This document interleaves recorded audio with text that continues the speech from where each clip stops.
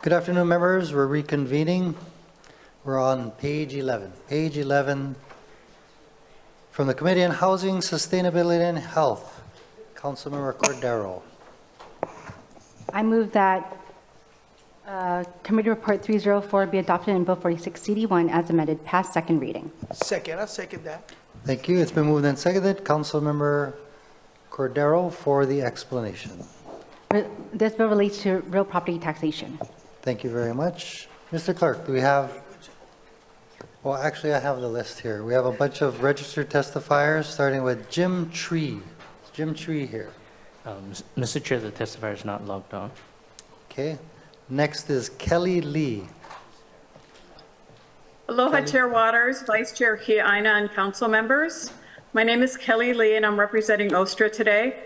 We understand that there's a critical need for housing on Oahu, and we do believe that buildings should be the primary vehicle for this process, but empty homes are an equally important issue. We do support CD1, and we ask that the council have some considerations for amendments, mainly to avoid an unfair tax burden on residents. We also ask for consideration of combining the permitted occupancy, including the owner in the 6-month requirement. We really appreciate your efforts to create solutions that are supporting our residents, and mahalo for your time and consideration. Thank you very much. Members, any questions for the testifier? Seeing none, thank you again. Next, we have Luciano Minervi.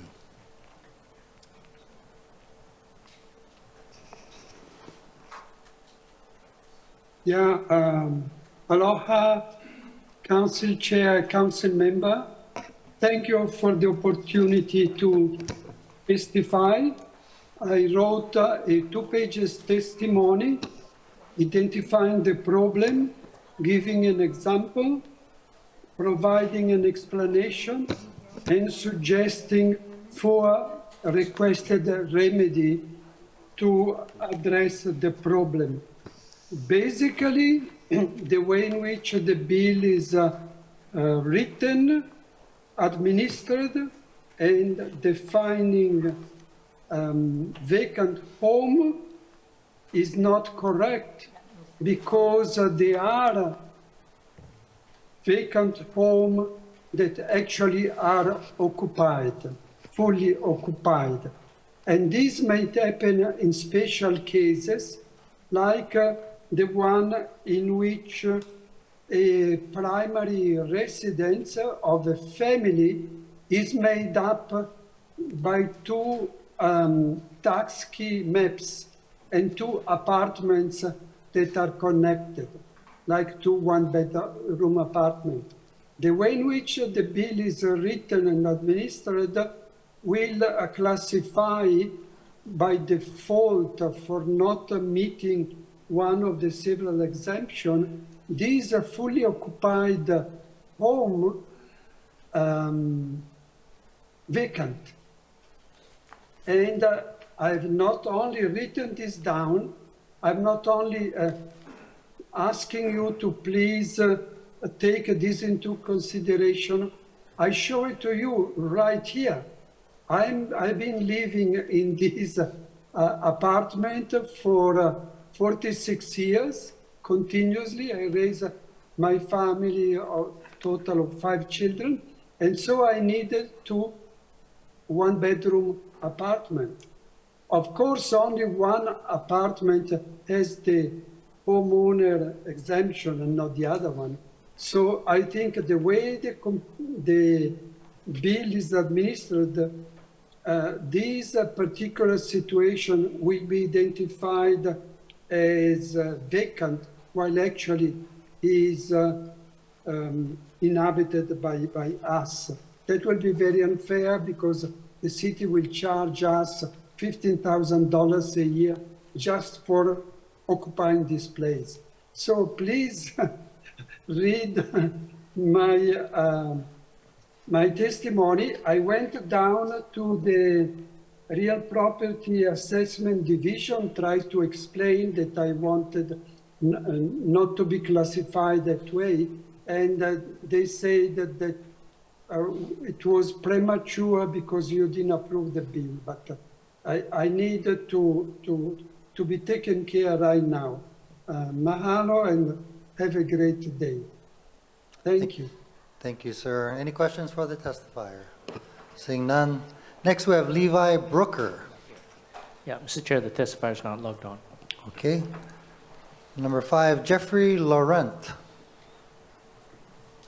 Yes. Hi, my name is Jeffrey Laurent, and I'm opposed to the bill because I don't believe that it will significantly improve Oahu's housing shortage or the homeless problem.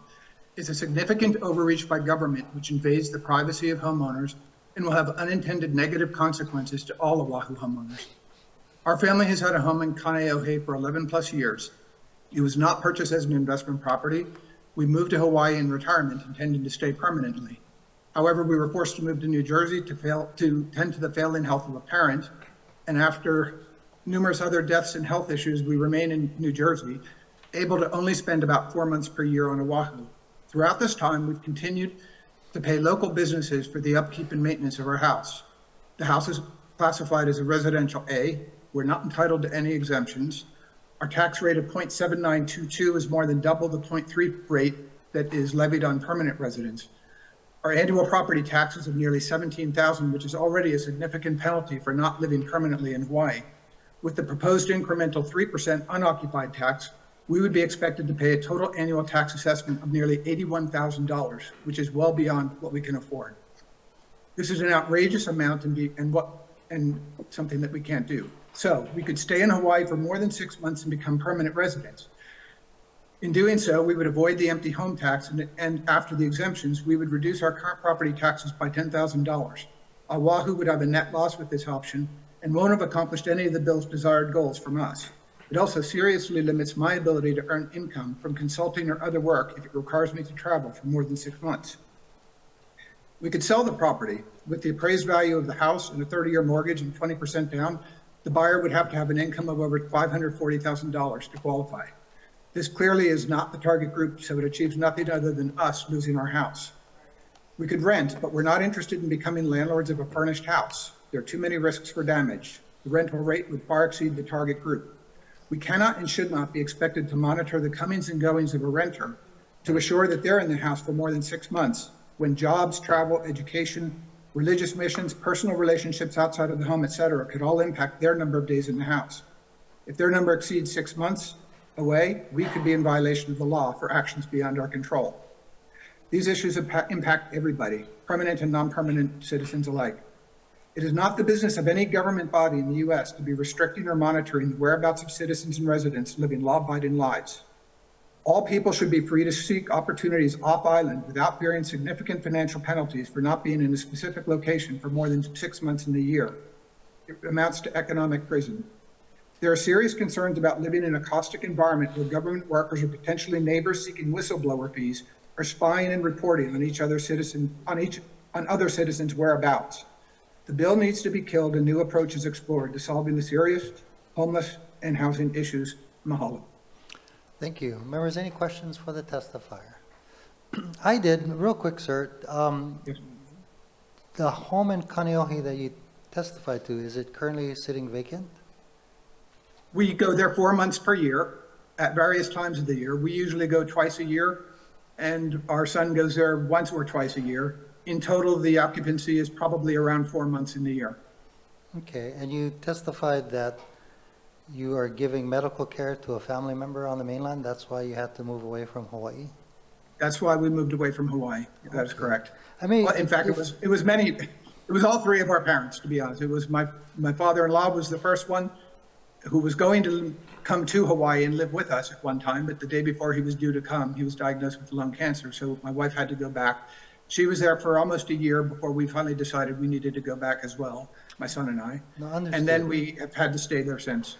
I do just want to refer you on page 6 of the bill, exemption number 5, if you don't mind I'm taking aware a of it. look at that. I'm Thank you. aware of it, but Thank you. you know, they're not all related anymore. That was why we had to leave. But now that we are in New Jersey, we've had other things coming up. And as a result of that, and because we're not residents, we don't necessarily qualify for some of those exemptions as written, as far as I understand.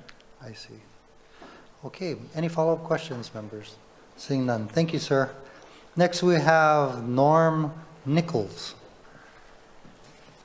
Mr. Chair, the testifier is not logged on. Okay. Number 7, Roland Kuroda. Hi. Welcome, Mr. Kuroda. Please proceed. Aloha, Chairman Waters, council members. Thank you for the opportunity for me to testify. My name is Roland Kuroda, and I'm here to oppose Bill 46. My wife and I have spent 40 plus years operating and growing a small business here on Oʻahu. Our family and friends enjoy spending time together at the beach and fishing, surfing, especially my grandchildren. Our dream was to purchase a second home in Mokulea on Oʻahu to use and to leave a legacy property for our children and grandchildren for future enjoyment. Through hard work, living within our means, and saving our money, we achieved our goal in 2020. We were able to buy a home in Mokulea on the beach. If I understand the bill as written, our annual property tax plus the empty home tax proposed we will have to pay $100,000 per year to keep the home in the use that I have right now. $100,000. I wasn't very good in math, in school, so I did the math because I had to do it over and over again because I couldn't believe it. If I excuse me. So we oppose the passage of the empty home tax bill 46 as written because we won't be able to afford a second home anymore. And we'll be forced to sell. I am a long life resident of Oʻahu. My wife, children, and grandchildren are part Hawaiian, and we feel the empty home tax is punitive and won't necessarily increase the availability of affordable rentals or homes to purchase to local people because the market will bear what the price will be. We strongly feel that the city council should amend the empty home tax bill to include residents of Oʻahu. I encourage you to ask me questions. I like to be transparent. Yes. Thank you. Oh, has to call on me. Are you done testifying? Mr. Kuroda? Yes, I'm sorry. Done with your Yes, prepared I'm done with my portion? testimony. Okay, thank you. Members, any questions? Councilmember Cordero, followed by Councilmember Wire. Thank you, Mr. Kuroda. Thank you very much for speaking with my office as well. I really appreciate it. First off, definitely the tax rate and how it is structured is something I definitely want to look at a few times over in discussion, hopefully if it does get to my committee.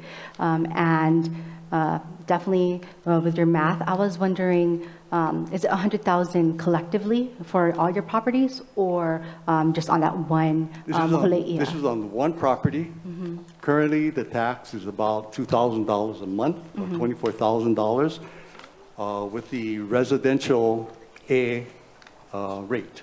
Mm-hmm. So on top of that, yes, in year 3 of the if it becomes ordinance, mm-hmm. It'll add another 75, 80,000. Right. Thank you. And that's definitely what we want to take a look at if it does get to my committee. Thank you.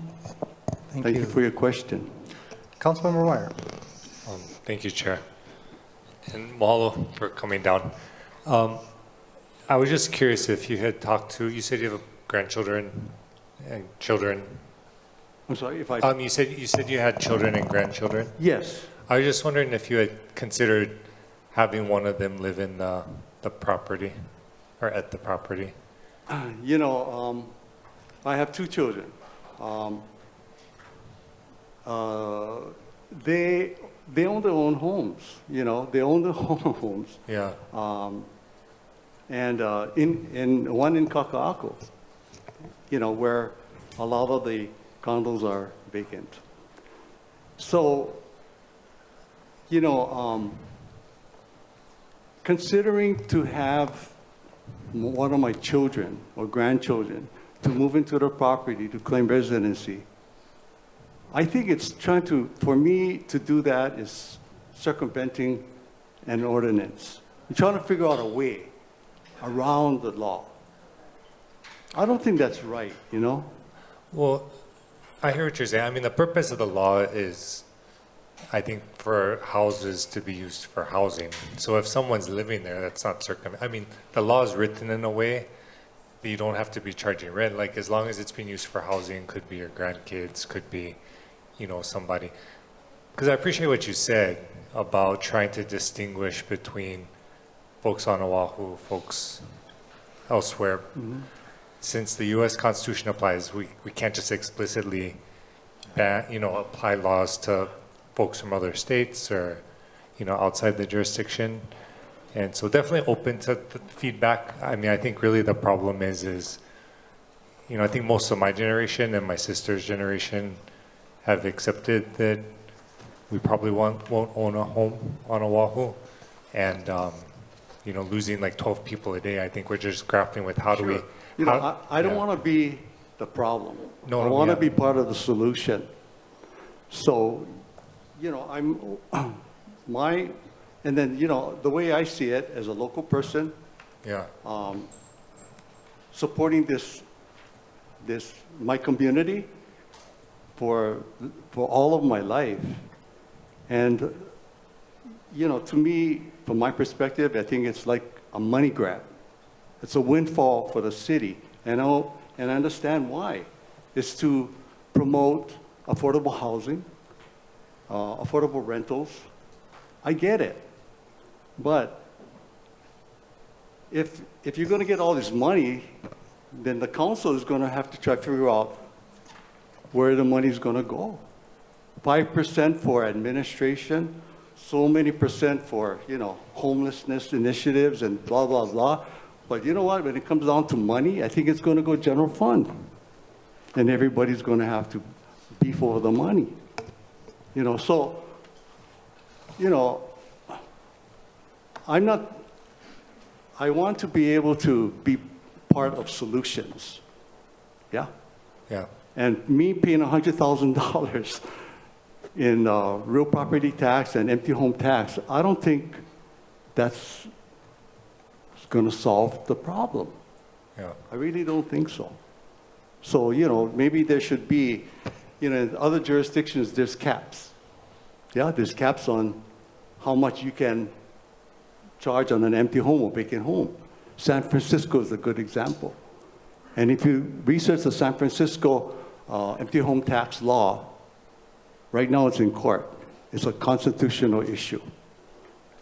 And I don't know, I'm not a lawyer, so, you know, I don't understand a lot of it, but I think what it boils down to, if I'm forced to sell, then it's like the taking of private property. And we don't have the ability to use private property as we see fit. I think that's wrong. I appreciate that feedback, and I'll wrap up, Chair. But I just wanted to. It's good to hear that that's what your takeaway is, because it's an opportunity to clarify on the purpose, right? I definitely, in my mind, the purpose definitely isn't to generate revenue, because if the bill works, there'll be zero revenue generated from it because housing would be used for housing. You know, because we have those constitutional barriers that prevent us from, you know, restricting out-of-state investment and the land banking that's going on. What this does is, I think it just de-incentivizes that, right? Yes, you know, the thing is, if I'm going to sell the property, Yeah, and then you know the neighborhood, Crozier Drive, yeah. if I sold the property and put it for sale for market, I really don't think that a local person is going to buy it. You're correct, yeah. That's what I'm thinking. I could be wrong. Yeah. If I choose to rent it at market, it's not going to be affordable to a local person unless government restricts me on how much I can charge. Are we going to go down that road? Anybody thought about that? Yeah. No, those are great points. And Okay, so- I appreciate it. I mean, I don't want to sound confrontational, like I said, I want to be part of the solutions. My wife and I have one more property in Aiea that's 3 units, all to local people, all long-term. Before we went and seek the second home, we felt that we have a responsibility first as business people to give back to the community, make available 3 units to local people at affordable rates. We've done that. After we've done that, we moved on. Okay, now it's our turn. Let's enjoy our hard work and let's go get something that we were going to really. I'm an avid surfer. I like catch a wama, catch a papio with my friends and my family. That's our thing. So that's all I have. Any Well, other questions? Thank you, Chair. Councilmember Tupola, followed by Councilmember Kia'aina. Thank you so much. Thank you for being here. Thank You you. know, you brought up a lot of good points, I think, and I agree with a lot of it, because we do not want to be passing laws that consequently have more families in Hawaii that are local leave, or have them lose land, or sell off more properties to people who aren't here, because that would be the adverse of what the bill intends to do. I think one of the things that I studied as we kind of looked through whether or not it was constitutional or unconstitutional is that anytime the government taxes something, there's supposed to be a proportionate benefit, right? So if you tax something, it has to be proportionally benefit, meaning like the city or the state has to provide those benefits to the citizen, and therefore the tax is equal. So in your analysis of the 100,000, because what do you pay now and what would it go to? So it'll go to 100,000, but what is the annual? It'll go to 100,000. Right now, it's on Schedule A, Residential A. I think it's about $23,000 annually.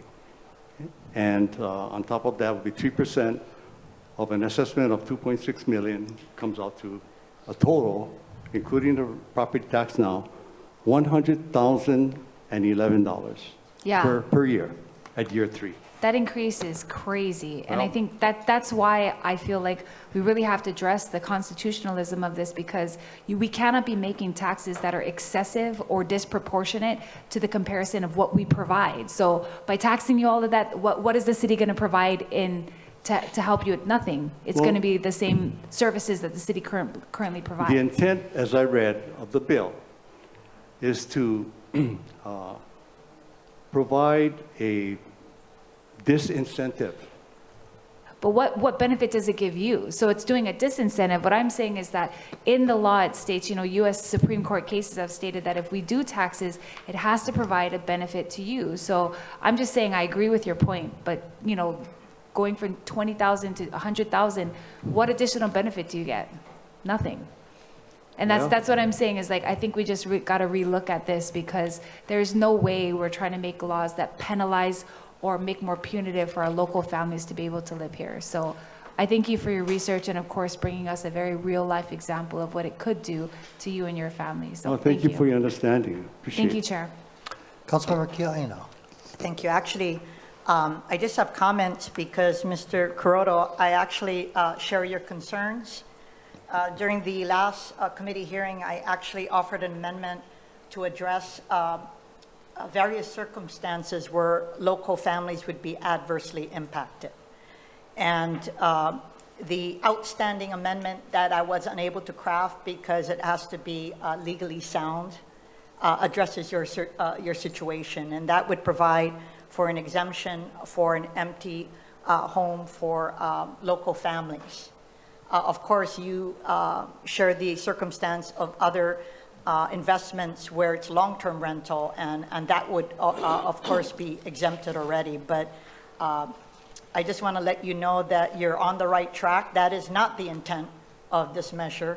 And if the measure moves forward that does not address your concern as well as other local families, I'll be voting against it because I voted with reservations just to allow it to go to the next committee. So I just want to let you know that your voice has been heard. Thank you. And that I don't think any of us was looking at that as the intent to adversely impact local families. I have a lot of constituents who have said that we don't want to rent the home, but that home will be for my son, who is currently living on the continent and has every intention of coming back. He comes back all the time, but doesn't make the 6 months. And they believe that they have the right to be able to have that home for their son without renting it. And so similar circumstances. So I just want to let you know that you're not speaking to deaf ears. Okay, thank you very much.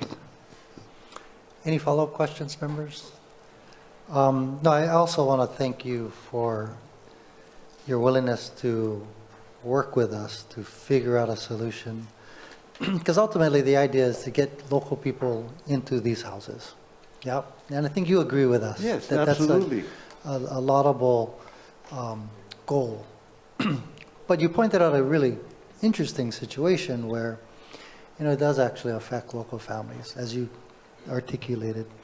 But I want to bring this up, members, because one of the things that I think we need to debate in budget hearing coming up is whether or not it should be a supplemental tax, meaning on top of what you currently pay, which is what you described, or a substitute for the, say you're paying residential A. Instead of residential A, you would pay the 3%. Still, it would probably have a devastating effect on you, but that's one of the things we need to address. And then the second thing is,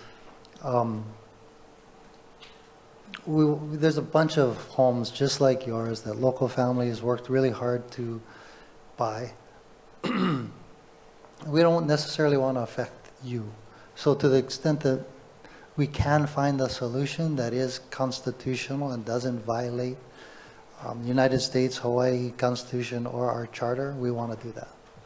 Yeah. Currently, like I said, currently the San Francisco empty home tax is in court. Right. Yeah. Right. But ultimately, I mean, you know as well as we do that, you know, our young people are leaving the state in droves, and part of it is because of the cost of housing, right? Our rent is the highest in the nation, higher than every other city in the nation. And we gotta find, we can't build our way out of this solution, right? We probably approved the council about 8,000 plus affordable housing projects a year. But as we know, that takes time to actually get in the ground, but still, we're trying to get creative to figure out how we can get our local people to stay here, you know. And by the way, I want to point out to you and others in the audience to go take a look at this UHERO, University of Hawaii Economic Research Organization study that they did called the Hawaii Housing Fact Book. And they break it down by zip code, and you can see how many out-of-staters are buying up our properties. On some of the neighbor islands, on Kauai, on the Big Island, 50% of the out-of-staters are buying up. On Oʻahu, it's for apartments and single-family homes, I think it's 10% and 17%, which is still a lot. So how do we discourage that, but also encourage local people to rent out their homes to other local families? That's the hard part. That's what makes this job is hard. But the fact that you said you're willing to work with us, I appreciate that very much. Thank you.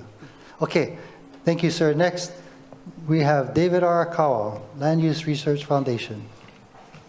Mr. Arakawa. Is Mr. Arakawa logged on? Yes, thank you. Hello, Mr. Arakawa. Please proceed. Hi. Good afternoon, Chair Waters, Vice Chair Kiaina, and members of the Honolulu City Council. My name is David Arakawa. I am testifying on behalf of the Land Use Research Foundation of Hawaii. also known as LERF.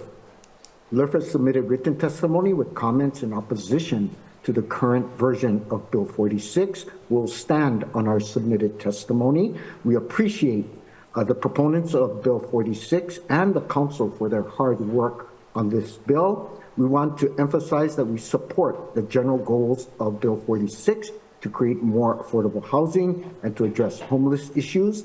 And like Mr. Kuroda, we want to be part of the solution. LERF has been working on affordable housing solutions for many years, and we look forward to working with the proponents of Bill 46 and the council, perhaps in a working group, to address those issues when the bill goes back, when and if the bill goes back to committee. So thank you very much for the opportunity to testify. Mahalo. Thank you, Mr. Arakawa, and nice to see you. Next we have Stu Simons. Stu Simons.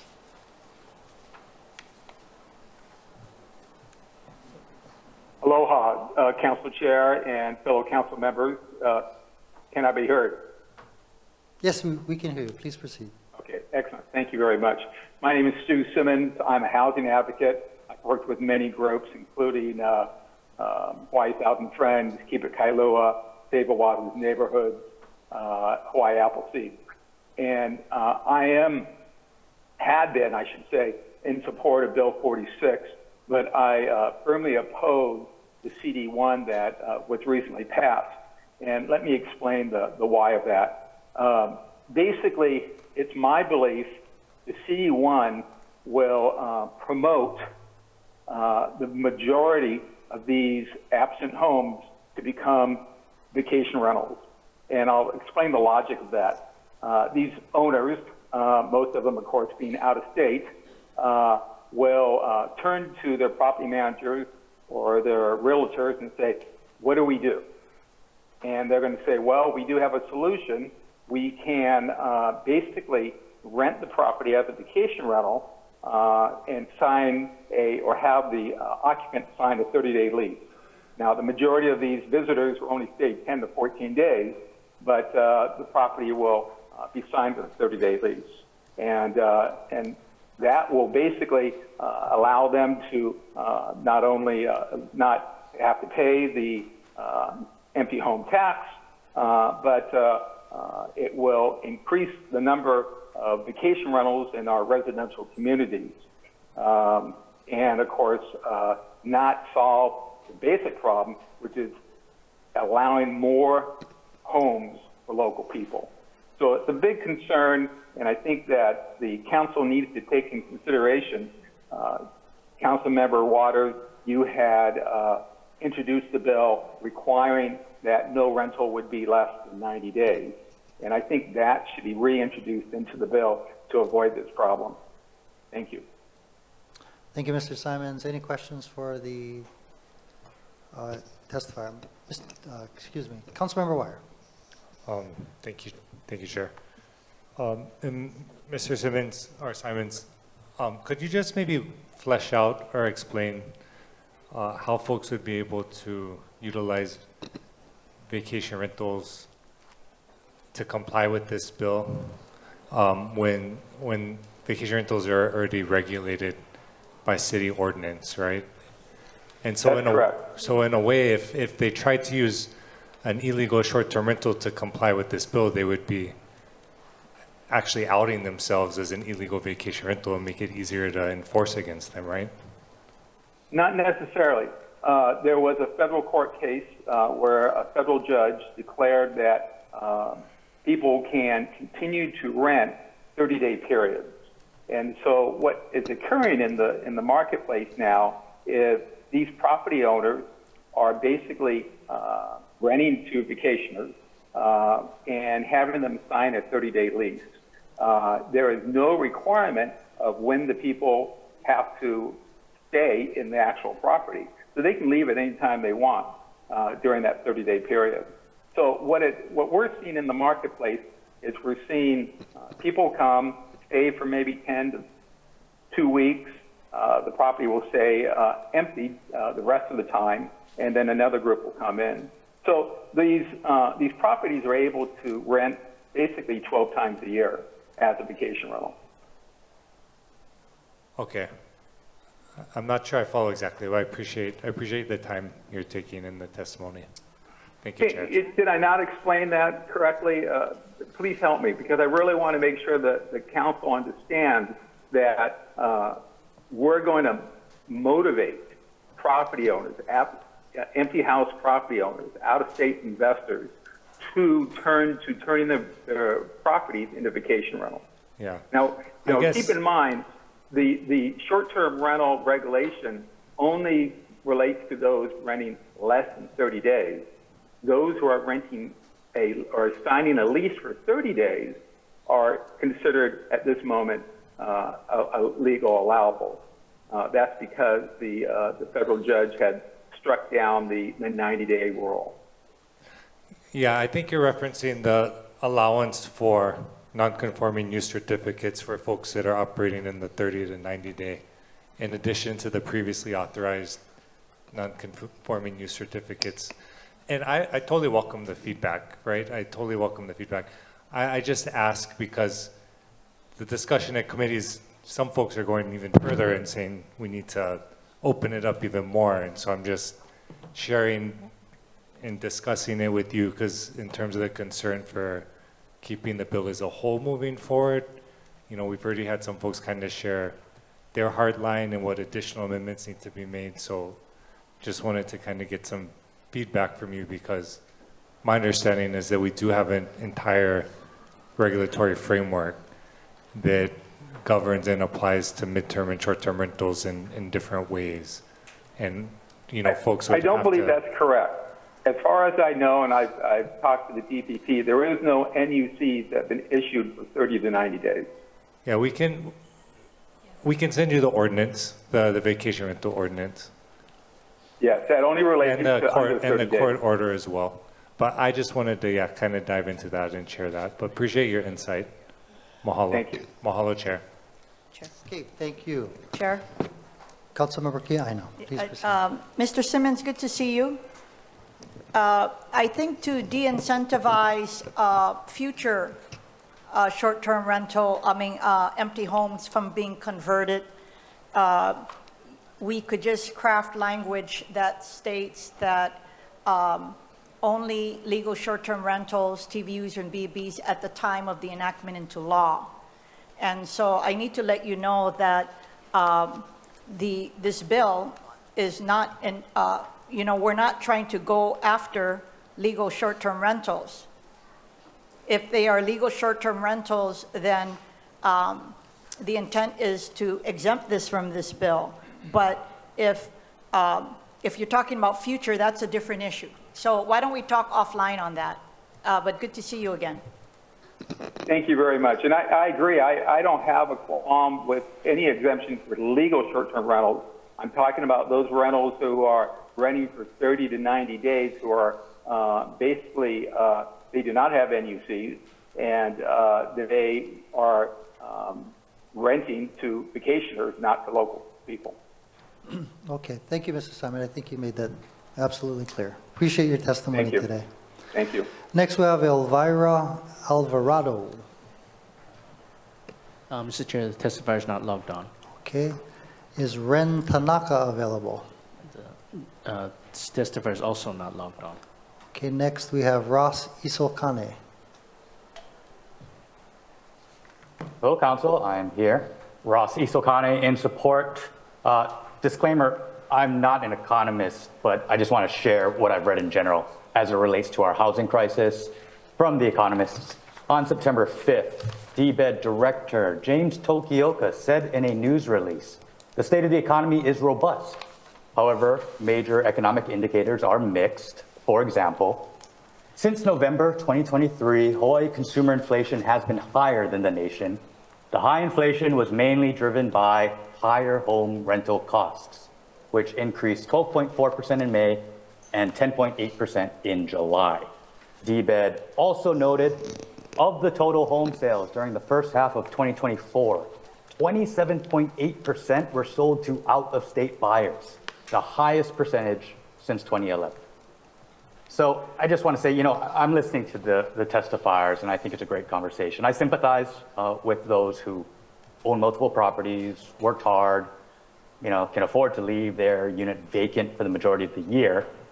As an aside, there might be a little envy there too, but that's, neither here nor there. But I do sympathize because those individuals will be impacted by this tax, and that would be a lot. But I just want to point out that our crisis is getting rapidly worse, not better. Thank you. Thank you. Any questions for the testifier? Seeing none. Thank you, sir. Next, we have Susan Lay.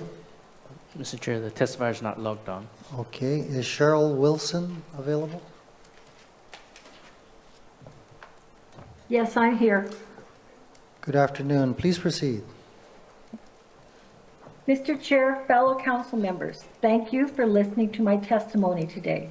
My name is Cheryl Wilson. I am testifying for my family and myself. We've owned a condo in the Kapiʻolani area for nearly 20 years. We bought it for our family to use and not as an investment property. In fact, our monthly condo fees, rapidly rising insurance, and property taxes that have more than doubled compared to the rates of most citizens on Oʻahu pay, we are using our retirement savings. As a repeat, we bought this to use ourselves. The only investment was for our own enjoyment. And as an aside on that, because our place is in a resort, it's a small 2-bedroom condo, and we're already paying over $12,000 a year in taxes. I recently testified that my husband, a 30-year military vet, has health issues. The many doctor's visits and such make it hard to plan long-term schedule when he can be at our condo. He intends to be there as often as his health and our family needs allow. As such, this is not our primary residence, but might best be described as our co-residence or Ohana residence. I have read about the problems other cities around the world have with housing shortages. This is not a uniquely Oʻahu problem. Yes, much of that is due to exorbitant property taxes. I know Vancouver, Canada's problems became much worse when Hong Kong was reverting back to Chinese rule.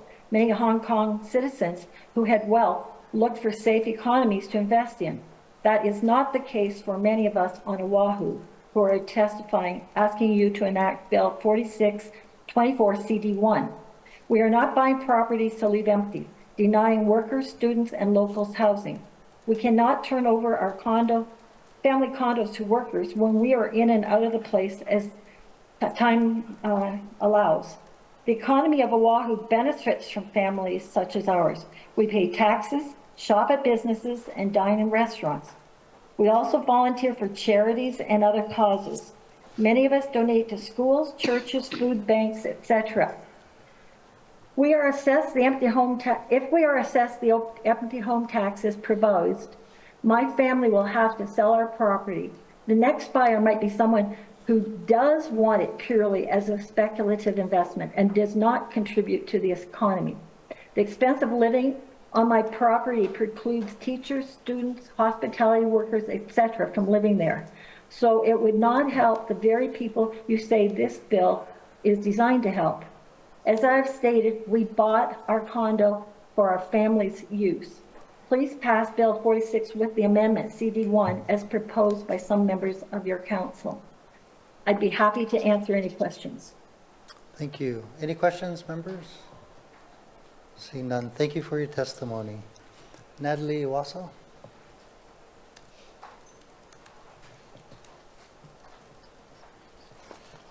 Thank you, Chair, Council members. Natalie Wasso for the record. I am very much opposed to Bill 46 in any form. You do not have good information in order to make a good decision. You do not know how many vacant homes there are. You cite the U.S. Census information in there, and their definition includes homes that are for sale, homes that are sold but unoccupied, short-term vacation rentals, homes under foreclosure, preparing for rent, etc. We do not know how many vacant homes are out there.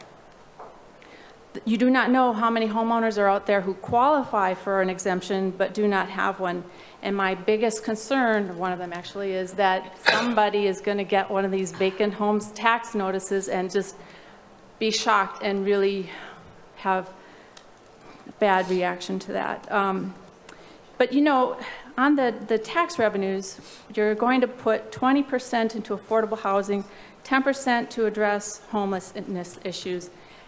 And I don't know, maybe this is just ironic, but if a resident buys a vacant home, and let's say they put in the declaration after the deadline, they have to pay prorated tax on the remainder of the year for the current year, plus the following year. It works the same way as it does for real property taxes. Now, for a $500,000 home at 3%, that's $15,000 for 1 year, $7,500 for half a year.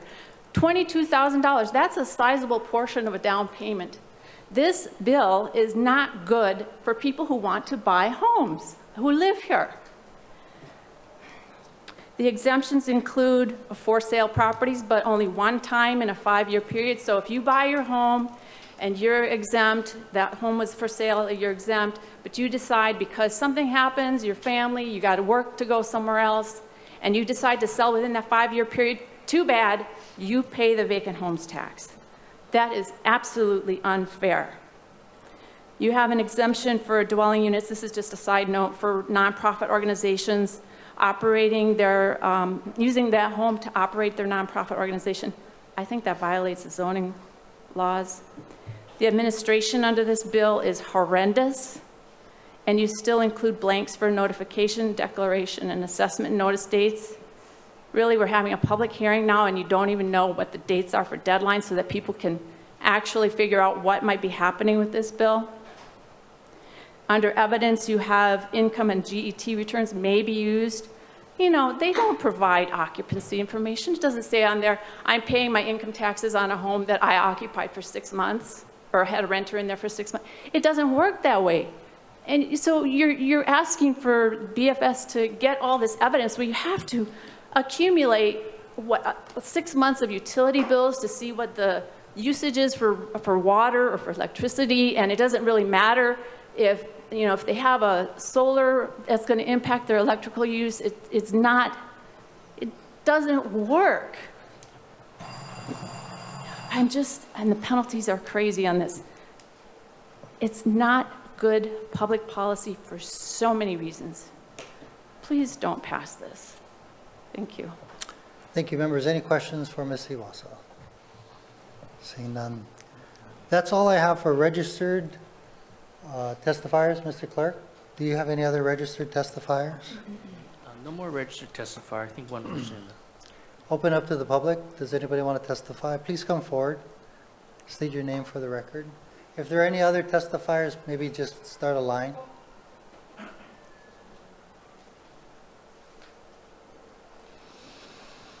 Good afternoon.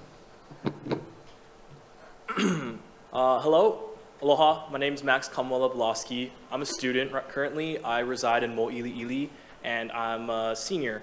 And so as a renter, it has been an actual just insane experience trying to find housing, and that's why I'm here in support of this bill, because we need more housing, and we need to make this housing market for renting like alive. We need to make it so it's not such a hyper-competitive thing just to get a reasonable rental, and that's why I'm here in support. And then I understand the concerns of locals who have these second homes. You know, my mom also owns a second home, but she rents it out to someone who uses it, to a working person, to a doctor.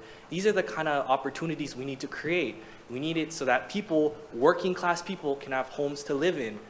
And secondly, I just wanted to address that, you know, this housing shortage just needs to end. It's just ridiculous, and that's why I wanted to support this. Mahalo. Thank you. Members, any questions for the testifier? Seeing none. Thank you, sir.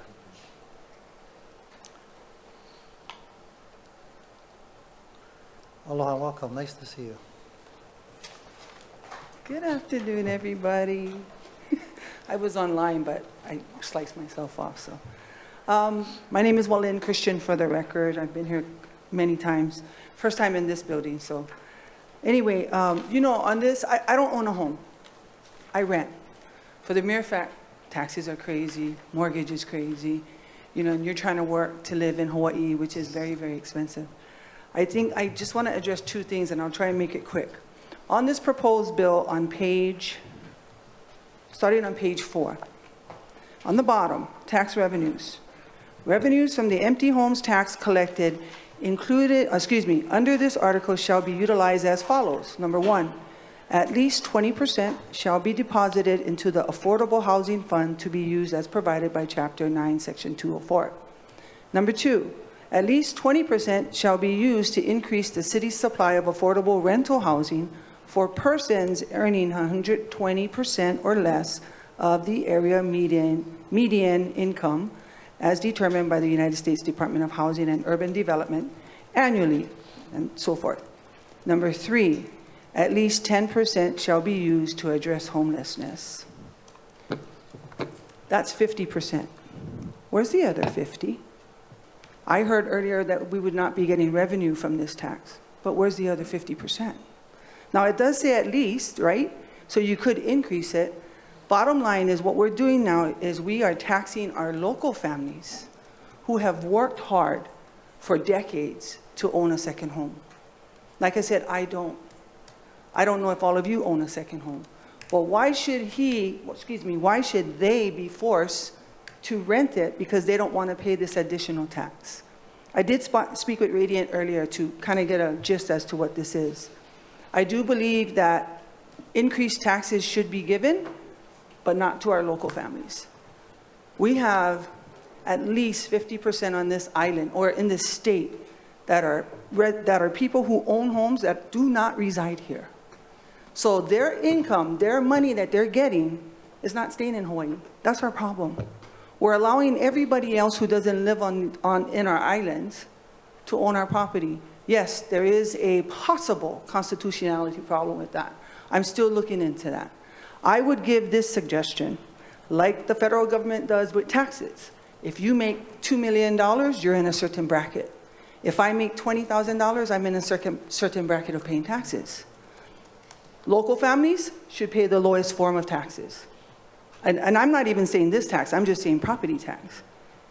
Entities, LLCs, trust companies, foreign investors. I'm a realtor, so I kind of know who's buying the land. They should be taxed higher. And I think I said this one time in Honolulu Hale. They should be paying the higher tax because they're not keeping their money here. They are. Why should they be forced to rent it to someone when their son or their daughter plans to come home one day? Because when you rent, guess what? There's damage. There's liability with the homes. I ask you guys to, I believe that if you folks pass this, correct me if I'm wrong, guys, if you move this forward, it goes into committee and then you folks can go ahead and do some amendments and so forth. If you kill it, it's done. Am I correct? Okay, so then we need to figure out what's best for the local people. If it is to go in and amend it, one of the amendments, don't tax the local people who own 2, 3 homes, but give a higher tax to people who do not reside here.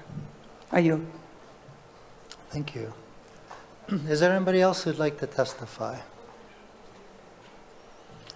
Seeing none, I noticed that there are folks online with their hands up. I see 3 hands up. Let's start with Robert Gould.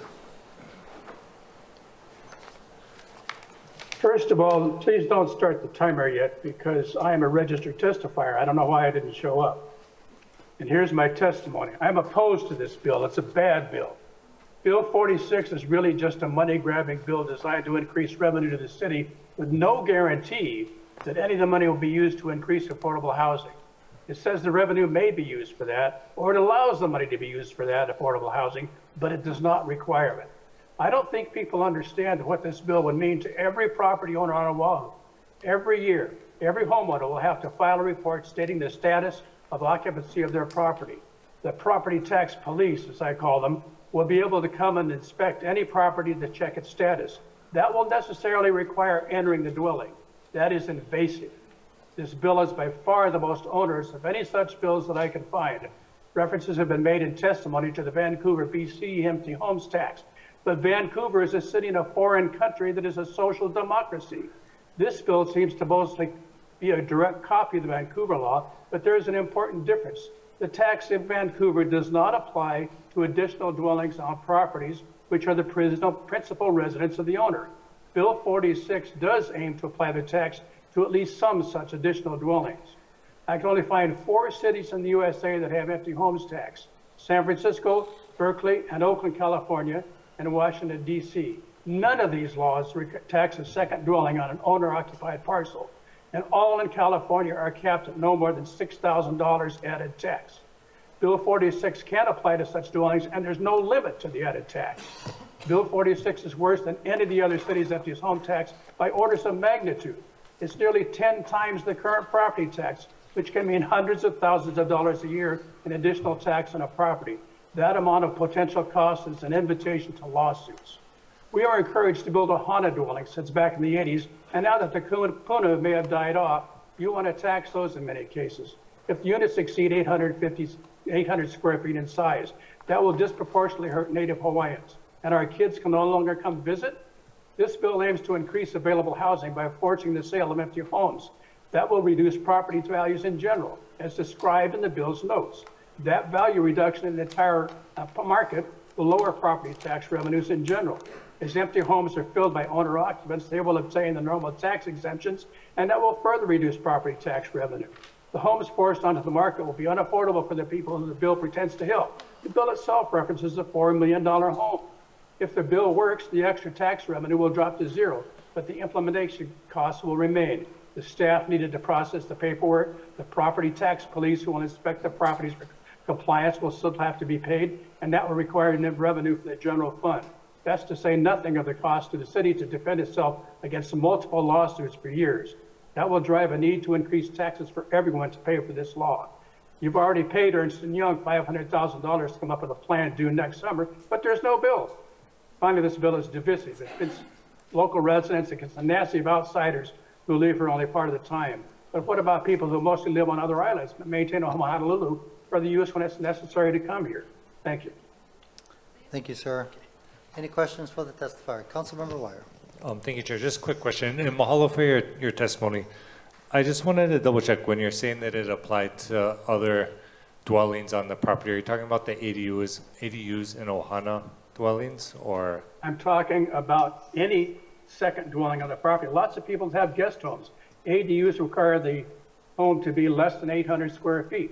We happen to have one that's 874 square feet, Okay. so it could potentially apply to us. Okay. So we're not going to rent it out. No, if we have to, we'll make it non-owned residence. No, I appreciate the clarification. I just wanted to note that, of course, if it does pass out, I don't know if it will today, but just wanted to reference that under the approved versions on the Bill 46 website, the CD1 is second down, and that's the one I think that came out of Housing Committee. Of course, there may be additional amendments, but just wanted to reference that one because it had some adjustments, right? Like excluding both ADUs, Ohana dwellings, making some other. Yes, but not all second dwellings are ADUs. Okay, so just wanted to reference that for feedback. Well, it's very simple. Just do like the other cities do and say if it's on the property of the principal residence, it doesn't count regardless of how big it is. Okay, thank you. Next, we have Angela Melody Young.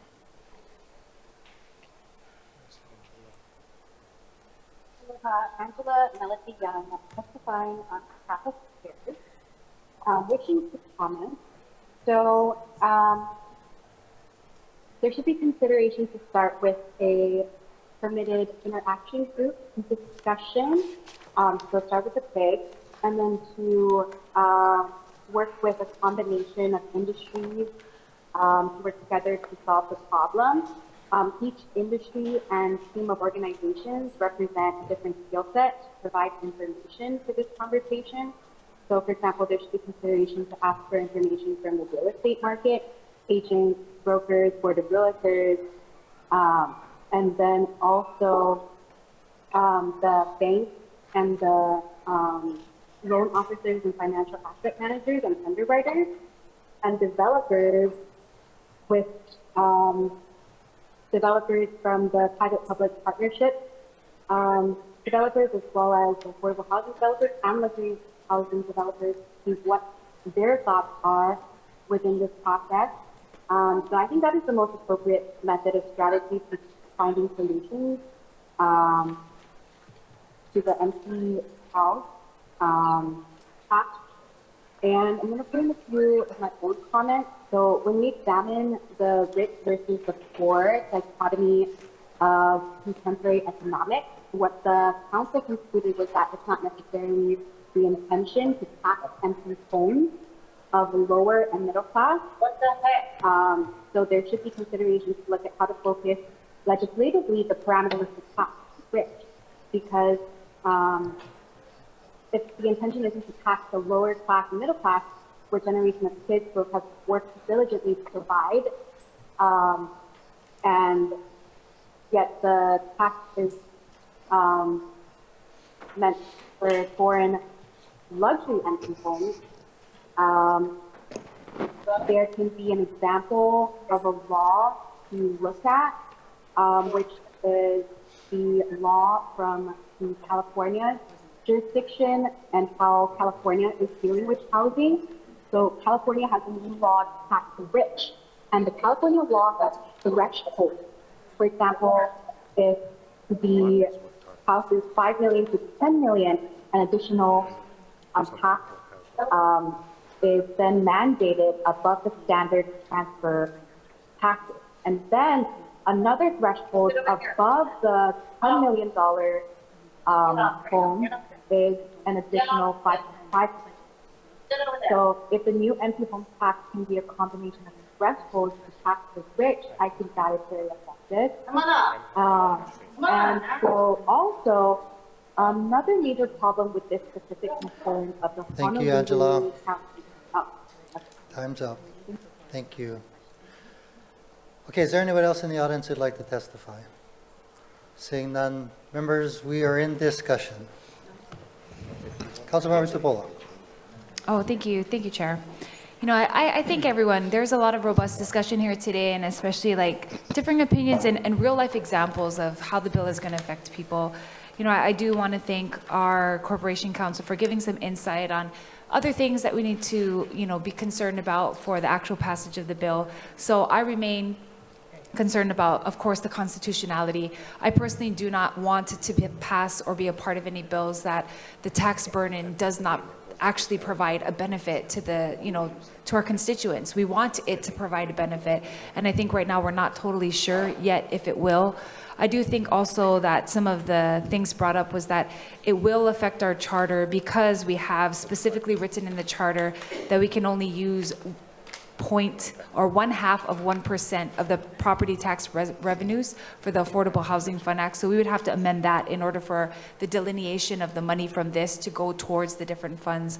Also, it conflicts with Charter Section 9-102.3 regarding funding activities by the executive branch, which shall only be made through the annual budget ordinances. And so there's various parts of it that when I read through it, you know, thinking about the actual foundation of this bill and if this is the right foundation to move forward with, I'm not confident in that. And I do think the 4 municipal areas that tried to pass a bill like this, with San Francisco being in court, still have yet to show us maybe what the best path is to go with it. And I just really, really don't want to disadvantage our local families. And I don't think that the foundation of this one, even with a lot of edits, is going to get us there. I do think everyone wants more affordable housing. We do, the community does. If there's a way for us to get there without doing things that are unconstitutional, without violating the charter, without, you know, getting ourselves back into court with people suing us over things, and of course without overly taxing people with no particular benefit for them and their families. So, you know, at this time, based on what I see, and I know there'll be more, you know, conversations in committee if it goes there, but I'll be voting no. Thank you. Thank you.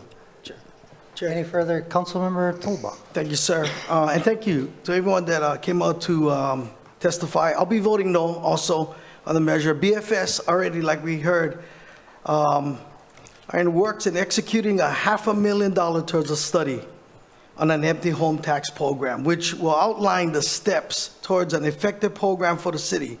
I think we need to see what the study has to say before we rush into legislation that might do more harm than to our local homeowners.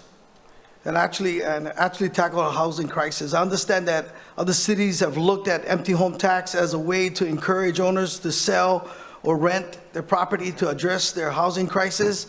And Vancouver seems to have the model legislation. and data, but if you look at the cities in the United States that have passed an empty or vacant home tax, their mention of taxation is not as extreme as what we are proposing. We are proposing a tax of 1% of an assessed value for the first year, 2% for the second year, 3% for the third year and beyond. For an $800,000 property, that's a property tax of $2,800, and their city tax liability will spike up to $10,800 for year one, $18,800 for year two, and $26,000 for year three. That's a 286% tax increase in the year one, going up to as much as 857% increase by year three.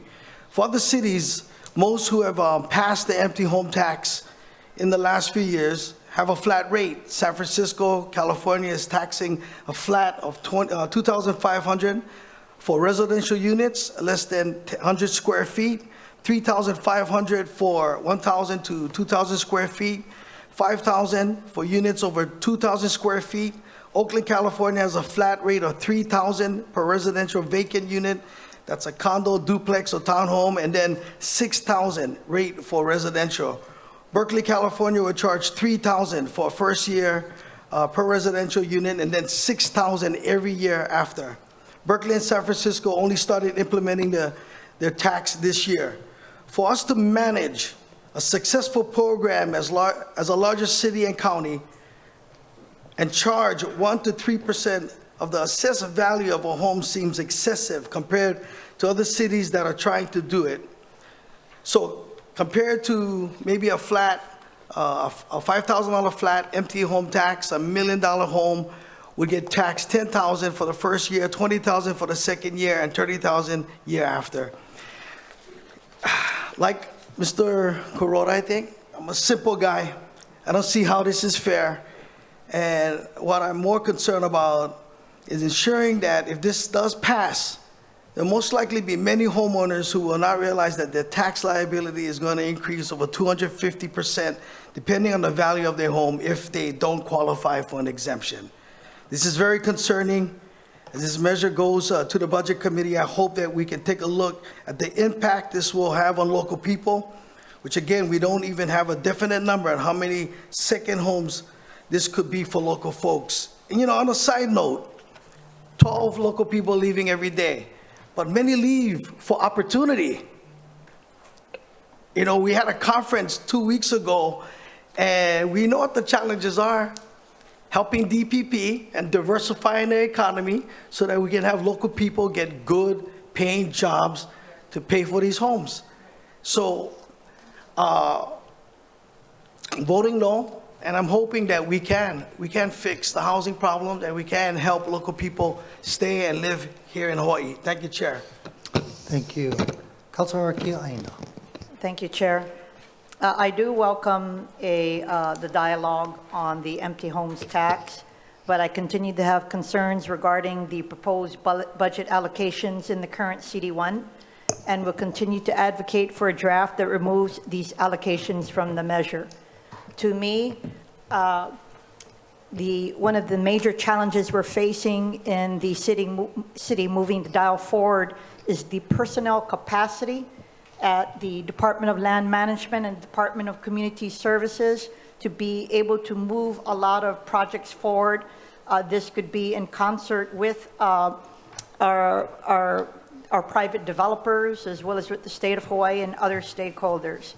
I'm also interested in passing a measure that strikes the right balance of generating needed funds, incentivizing property owners to offer their housing units into the Honolulu market, as well as ensuring that local families, many who testify today, are not negatively impacted by this tax. So at this time, I will be voting with reservations. When the bill does move to the committee, if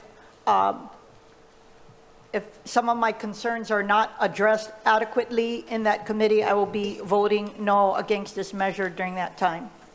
And I would like to remind everyone that with regard to the issue of hazard pay for our government employees who worked during the COVID pandemic, we are not out of the woods yet. And I'm anticipating that after the administration finishes its negotiations, it is likely that we are still going to be short of the needed funds in the fiscal 26 budget. And as a result, I don't think we should be passing any measure that is going to be generating revenues, but constraining our hands at the same time. Thank you. Thank you. Any further discussion, members? Chair. Councilmember Okimoto. Thank you, Chair. I wanted to echo, I was in the committee hearings, where we discussed this, and the concerns I had then, I continue to have. I think a main thing that we need to consider is we should be looking at incentivizing versus penalizing at this time. And I did ask in that committee hearing, as I'm going to say now, we asked BFS, what would it take to start this process? And there was no clear answer at that time. There was no clear indication of knowing the staffing that it would require, what this would generate, and how much money it would take to then fund and implement this tax at this time. I know that there have been the concerns of outside investors, and I think that's across the board. We all agree that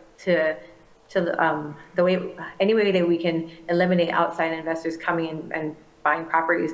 Unfortunately, we can't do that constitutionally. So we need to look at ways that we can, again, incentivize. My concern continues to be that this measure being passed as it is will then penalize our local families, as was stated in the testimonies by Mr. Kuroda, Mr. Laurent, Mr. Gold, who spoke earlier. So I do have concerns with it regarding that. I think the best thing that we can do is continue to support our administrations, our DLM and our Office of Housing, and the efforts that they're doing to put projects out that will allow affordable housing units. As you stated, we have passed thousands, I think 8,000 was a number I heard, in the last 2 years. And so that's one way that we can address the affordable housing component to address the needs of people who want to stay in the state and need to be able to rent or purchase their first homes. So at this time, I do have concerns with the way the bill is. I was hoping that by this point, there would be amendments that would not penalize our local families who have worked hard and done the best that they could to acquire the properties that they have. And we know in Hawaii, a lot of our equity is in our properties because we don't have, that's what we have. If you have a home, your equity is built there instead of in other resources. So at this time, with the way that the measure is, I will be voting in opposition of it. Thank you. Thank you. Any further discussion? Councilmember Say. Thank you very much, Mr. Chair. I am a strong supporter of the measure in allowing the process to move forward. Today's second reading with the committee draft 1 highlights what the substantive measures are in regards to this particular measure, meaning Bill 46, okay?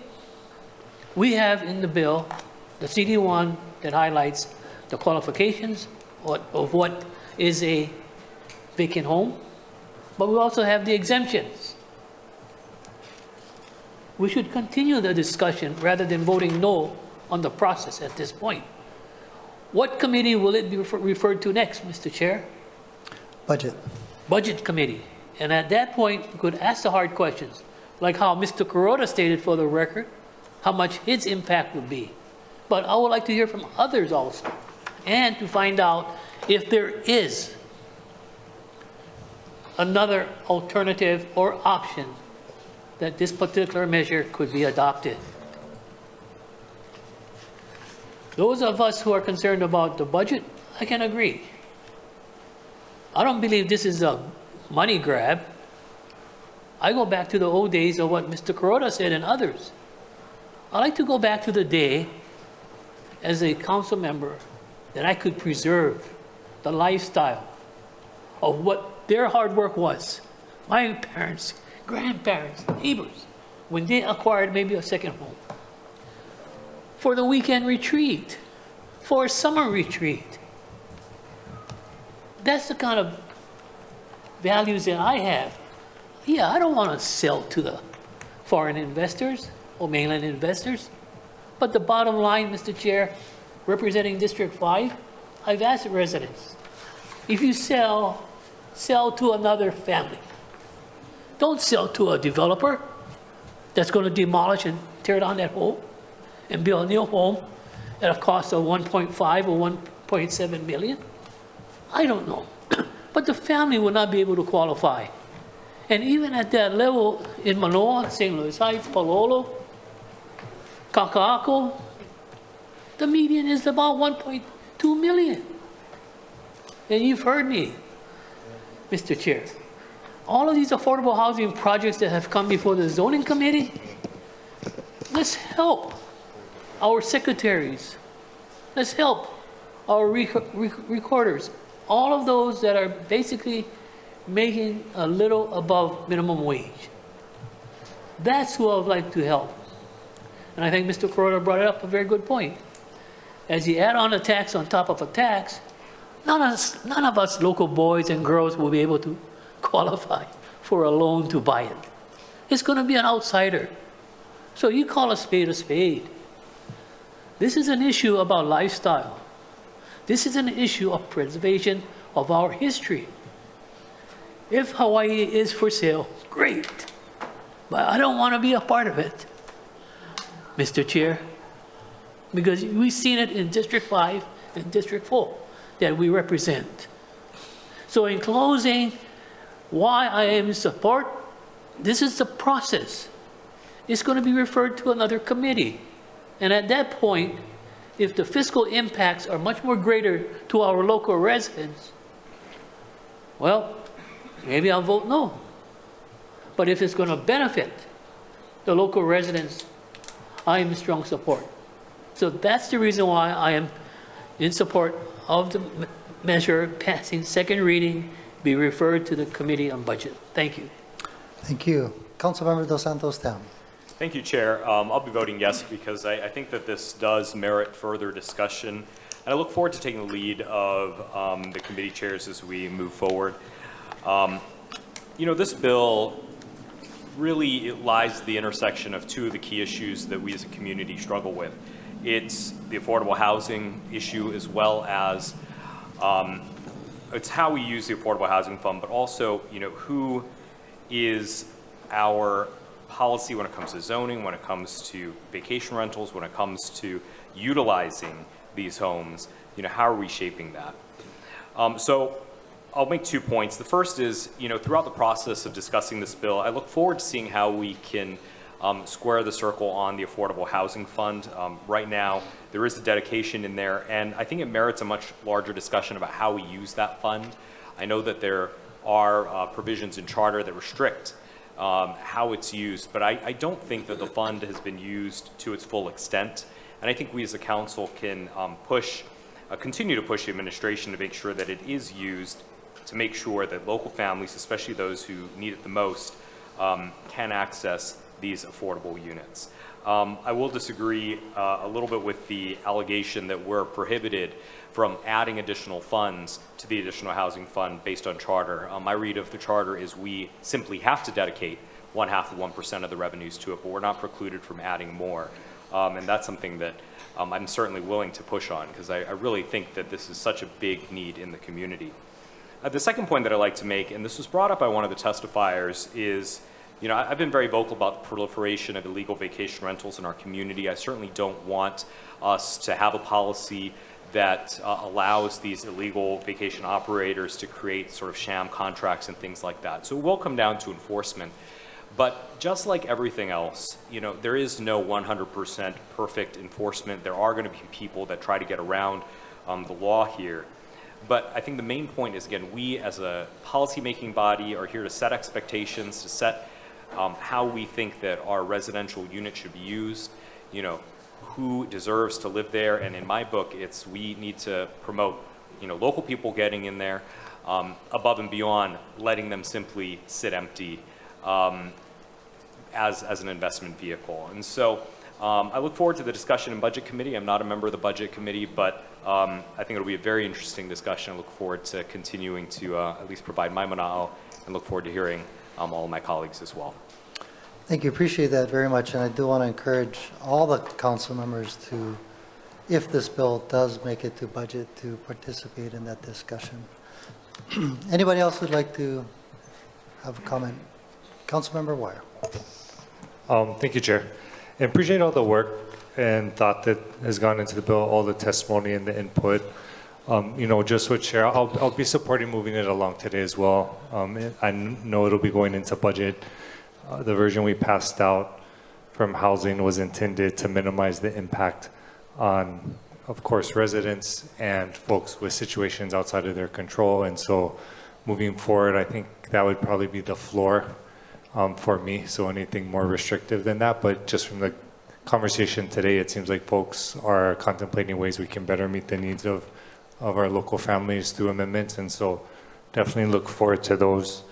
I do think that in terms of other amendments, I understand that the allocation might be adjusted in budget. And of course, I think how folks want to assess and use the funding, that's a collective decision to make. And so, of course, I'd have to go along with, what the committee decides. I do think that what we tried to do was a pretty decent compromise between advocates that were asking for a 100% dedication to the Affordable Housing Fund and making that in the version that passed out a 50% dedication to housing activities, 20% going into the Affordable Housing Fund, 20% going to 0 to 140% housing, and then of course 10% homeless.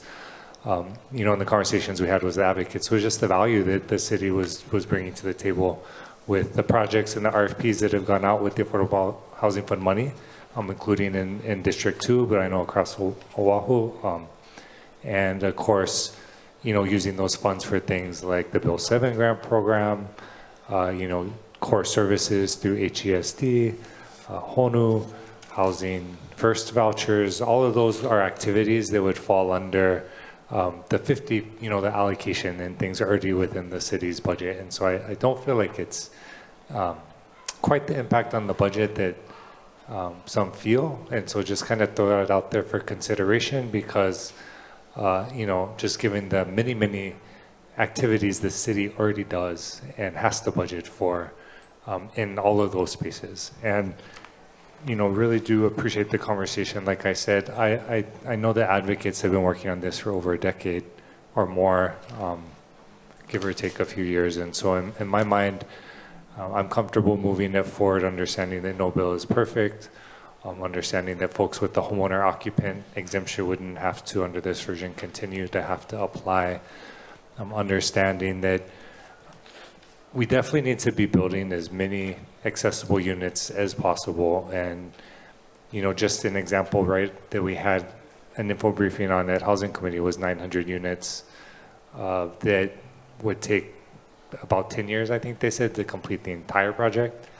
And so as much as we're doing things like Bill 40 that we have on the agenda today and other things to speed up and resource and fully fund DPP in the hopes of curbing the out migration, losing 12 people or whatever it is a day, we also need housing in the market now, not just to fill those city vacancies for folks to pick up our rubbish and, maintain our parks and our firefighters and our HPD officers and the ambulance drivers that pick us up, but also the nurses and the CNAs that take care of our aging population, right, which is growing. And the folks that work in our care homes and other critical spaces in our community. And so I do think that if we don't solve our housing crisis coupled with our cost of living crisis, we're going to continue down this path that just isn't sustainable. And so I really appreciate the conversation and look forward to it continuing if it passes out today in budget. Mahalo. Thank you. Any further discussion? Councilmember Cordero. Thank you. I just want to thank everyone who has been having the discussion over the course of 4-5 months and even longer, as this is the third reiteration of this bill. I do also want to thank many of the community members who have showed up today and submitted their testimony, as well as have just been communicating with all of your council members. I do want to note that if this bill does come out, we've already started soft polling members for a special discussion, a special committee on budget, where we hope we can have a discussion item. It's not for decision making. I believe that I actually really liked that we had 2 full Committee on Housing committees to discuss the bill. I wanted to do the same. With that, I'm copying HSH but in the manner of having the discussion item first and then having the committee during its regular committee time. I do anticipate, and I mentioned this in a prior hearing, that I want to discuss a few components.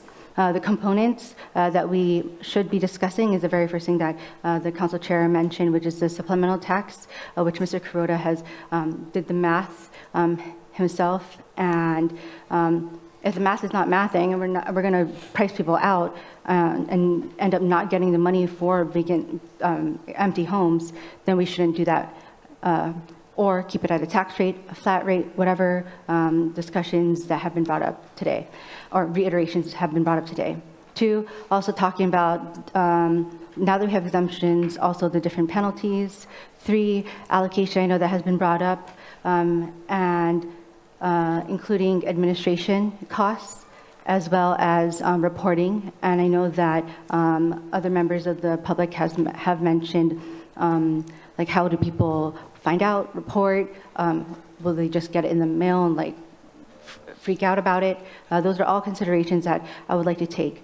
If it does pass out, then we will be submitting a memo to the members restating what I've said in this now second hearing of me mentioning these components that I want to discuss. Thank you, Chair. Thank you. Oh, that was a long discussion. But it's worth it, right? We're trying to figure out, and Bill 46 CD1 in my mind is trying to keep local lands in local hands, right? By doing 2 things, either incentivizing folks to rent it out to other local families or incentivizing them to sell it, hopefully to a local family. Now, what we've learned today, and we knew all along, that there are unintended consequences, right? Like Mr. Kuroda was saying. But rather than throwing the baby out with the bathwater, I'm asking you folks to work with the committee chair in budget to figure out how we can alleviate what Councilmember Kiana is talking about and what Mr. Kuroda is talking about. Because ultimately, as I mentioned, you get all these out-of-state buyers. Because they come here because it's a good investment, right? Our property tax rate is amongst the lowest in the country. In some cities, they're paying the 3% already, which is what this bill proposes, to add 3%, right? But rather than, and vote your conscience by all means, but give it a chance. Give the budget chair a chance to work on it, to alleviate those concerns that you all have. Having said that, you know, folks, I gotta apologize. I did hear that a couple of the people that we initially called to testify are now back on. So, if you don't mind, I want to give them an opportunity to testify. Noting that it is now 2:30, we're still on page 11. Yeah, but I'm going to be strict about the time limit. Each of the testifiers has 3 minutes, and then I want to take the vote. So is Jim Tree there? Jim Tree. I called him first. He wasn't available. Jim Tree, are you there? Yes, I'm here. Thank you very much. I really appreciate it. Okay, please proceed. Can you hear me? Yes. Okay. I just wanted to, I think the big point that I've taken out of this whole discussion today is that the 3% tax is maybe too aggressive. It's going to result in much higher administrative fees and legal fees. Now, if we keep this 3% tax, everybody's going to be fighting it. Nobody's going to want to pay $100,000 or $90,000 or $30,000 extra tax. And you can expect everybody to fight it. There's 280,000 people that are going to have to file a declaration. If the city spends just 10 minutes reviewing each of those declarations, that will take 22 new full-time employees. Now, that's not the big hire, because we have 34,000 empty homes that's in Oʻahu, and on those, it's going to take more time. And if 8 hours were spent on the empty homes, determining the correct status for those, and if those people are fighting it, 8 hours would be a very low amount, but that would require 120 new full-time employees to do that. So the 3% tax is going to result in constitutional lawsuits. It's going to require people to take extreme measures to get out of the tax, bringing in maybe one of their employees from the mainland to stay in the home on rotating basis of 6 months each so they can avoid the tax. But it's going to create no extra revenue for the city, but a heavy administrative burden. By taking the example of what's been done in San Francisco, Oakland, and Berkeley and capping the tax, even if we capped it at $7,400, which would be the highest in the nation, that could generate $100 million in additional revenue because the people aren't going to be fighting that, and it's going to be less administrative burden. Also, the empty homes tax should be limited to vacant homes, not to occupied homes. And in Exemption 1 in CD1, you have to be a principal, it has to be your principal residence if you're an owner and staying in the home. So second homeowners, even though they have 5 or 6 children that cumulatively stay in the home for over 6 months, even 12 months, they're going to be charged the empty homes tax because it's not their principal residence, just as like we heard about from the gentleman today that was so compelling. His 2 children already have principal residences. And the Exemption 1 only allows you to have an exemption for owners if it's your principal residence. So there's no way that his family, even though they stay there more than 6 months and the home's occupied, they're going to pay the empty homes tax. That becomes a bit of a misnomer when we're charging an empty homes tax on a home that's occupied for 12 months. Exemption 2 is ambiguous in its wording and whether or not you have to be the renter has to have it as their principal residence. Esther's amendment at exemptions 1 and 2 Mr. Chair, I is need much you to clearer. wrap up your testimony, Wait, please. Thank you. That's all I had. Thank you very much, and I appreciate you hearing from me. Thank you. Thank you, sir. Next, we have Levi Booker. Is Levi Booker signed on?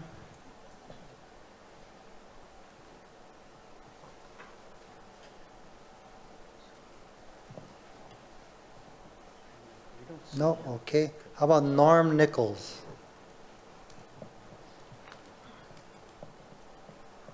Sorry, testifier's not logged on. Okay. Elvira Alvarado. Yeah, testifier's also not logged on. Okay. Ren Tanaka. That testifier's also not logged on. Okay. And Susan Lay, last one. Testifier's not logged on. Okay. Thank you very much. Mr. Clerk, call the roll. Councilmember Cordero? Aye. Councilmember Dos Santos Tam? Aye. Councilmember Kiaina? Reservations. Councilmember Okimoto by video conference? No. Councilmember Say? Aye. Councilmember Talba? No. Councilmember Tupola? No. Councilmember Wire? Aye. Chair Waters? Aye. Mr. Chair, there's 6 ayes, 3 noes. Thank you. CR 304 has been adopted and Bill 46, CD1 has passed second reading. Just as a reminder to the members of the public, the measure now goes back to the Budget Committee. Chair Cordero already mentioned that he does want to have a special hearing just on this matter, so I'll look forward to your participation in that as well. Okay, members, it is now 2:30. Yes, Councilmember Chair, I Okimoto. want to let you know I'm going to temporarily be off and I'll be returning. I'm temporarily logging off at this time. I'll be coming in back on. Thank you very with you. much. Thank you. Mr. Clerk, does she have to announce when she's back? No. No? Okay. Just as long as she's visible. Okay, thank you very much. You're excused.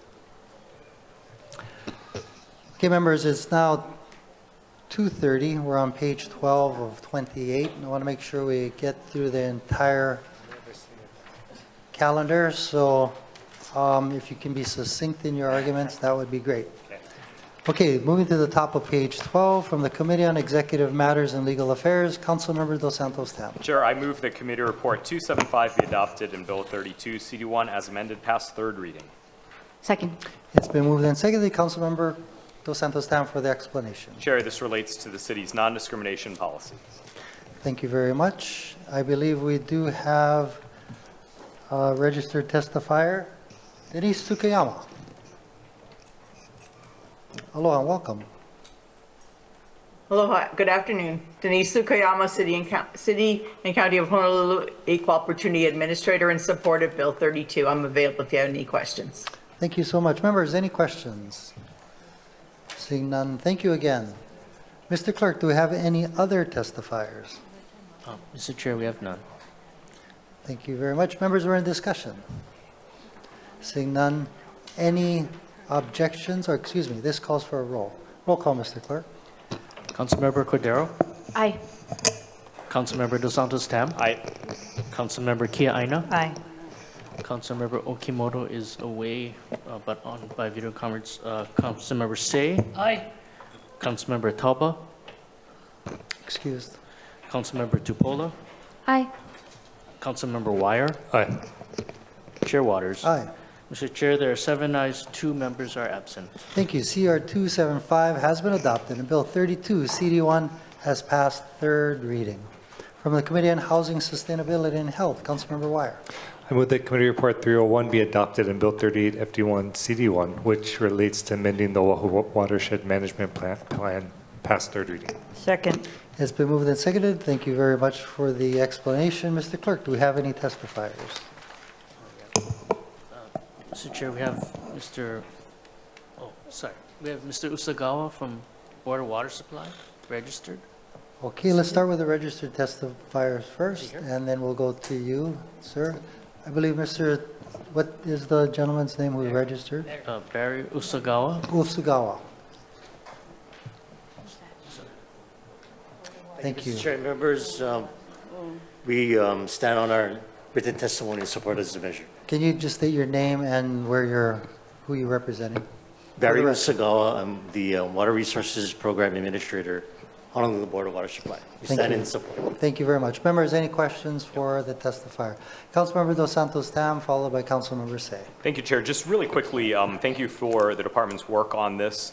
I wanted to ask, we have the North Shore Watershed Management Plan, we have East Honolulu one, Kolauloa, Kolaupoko. What are the next steps for the other parts of the island that currently don't have a plan of their own?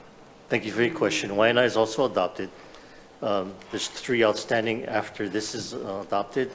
Primary Urban Center, Central Oʻahu, and EVA, Watershed Management Plans. They're in agency review drafts, but we had to pause, unfortunately, to better address climate change. And in so doing, we have to now update the numbers and the demands. So we're in that process of doing that. It is a high priority for me to get those completed and before you. Thank you. Councilmember Say. Yep, just to say thank you very much to the Department of the Board of Water Supply for the updated plan for along. Thank you. Thank you, Any further questions for Board of Water Supply? I just want to thank you as well.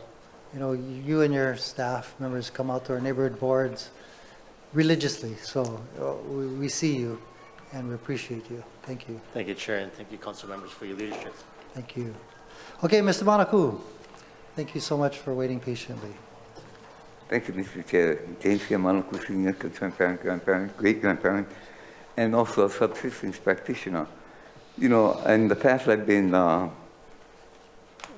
speaking out against the pigs that we have in the watershed area. Now I'd like to speak for them. As you know, as a subsistence practitioner, we depend on the pigs in the watershed area. As you know, I've been, as I said, I've been speaking out against them. As you know, again, as I said, I'm also a parent, grandparent, and a great-grandparent. And the reason for I'm speaking for them is for my future generations. As you know, we depend on them. As a subsistence practitioner, we depend on them.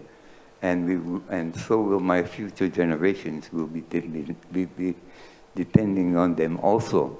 So I would like for you to stop eradicating them.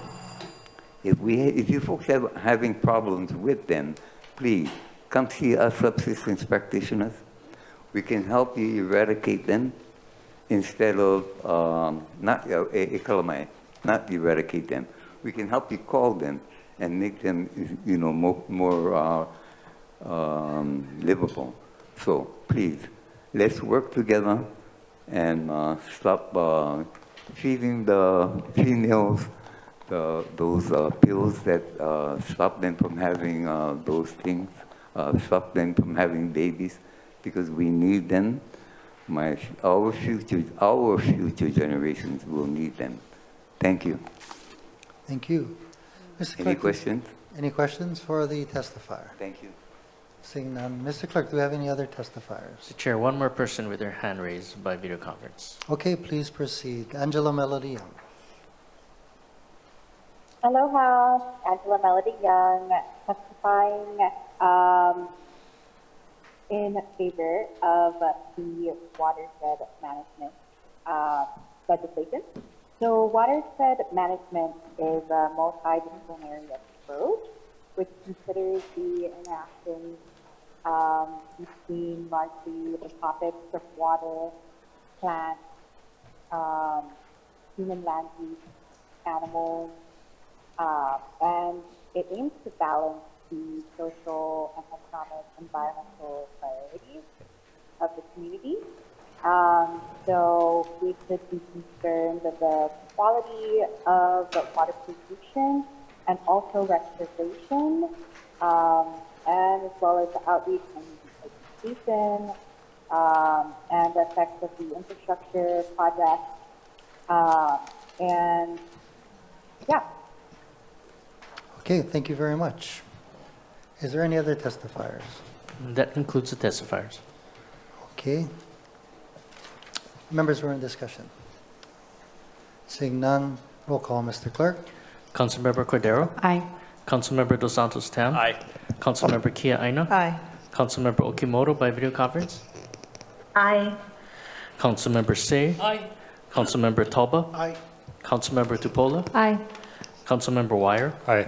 Chair Waters? Yes. Mr. Chair, there are 9 ayes. Thank you. CR 301 has been adopted, and Bill 38 FD1 CD1 has passed third reading. Turning to the top of page 13, Councilmember Wire. I move that Committee Report 302 be adopted and Bill 40 CD1 as amended pass third reading, and this relates to professional self-certification. Second. It's been moved and seconded. Thank you for the explanation. Mr. Clerk, do you have any testifiers? Yes, we have one person logged on. Okay, please proceed. Sandy Wong. Hello, Ms. Wong. Aloha, Chair Waters. This is Sandy Wong. I am testifying for Hawaii Solar Energy Association.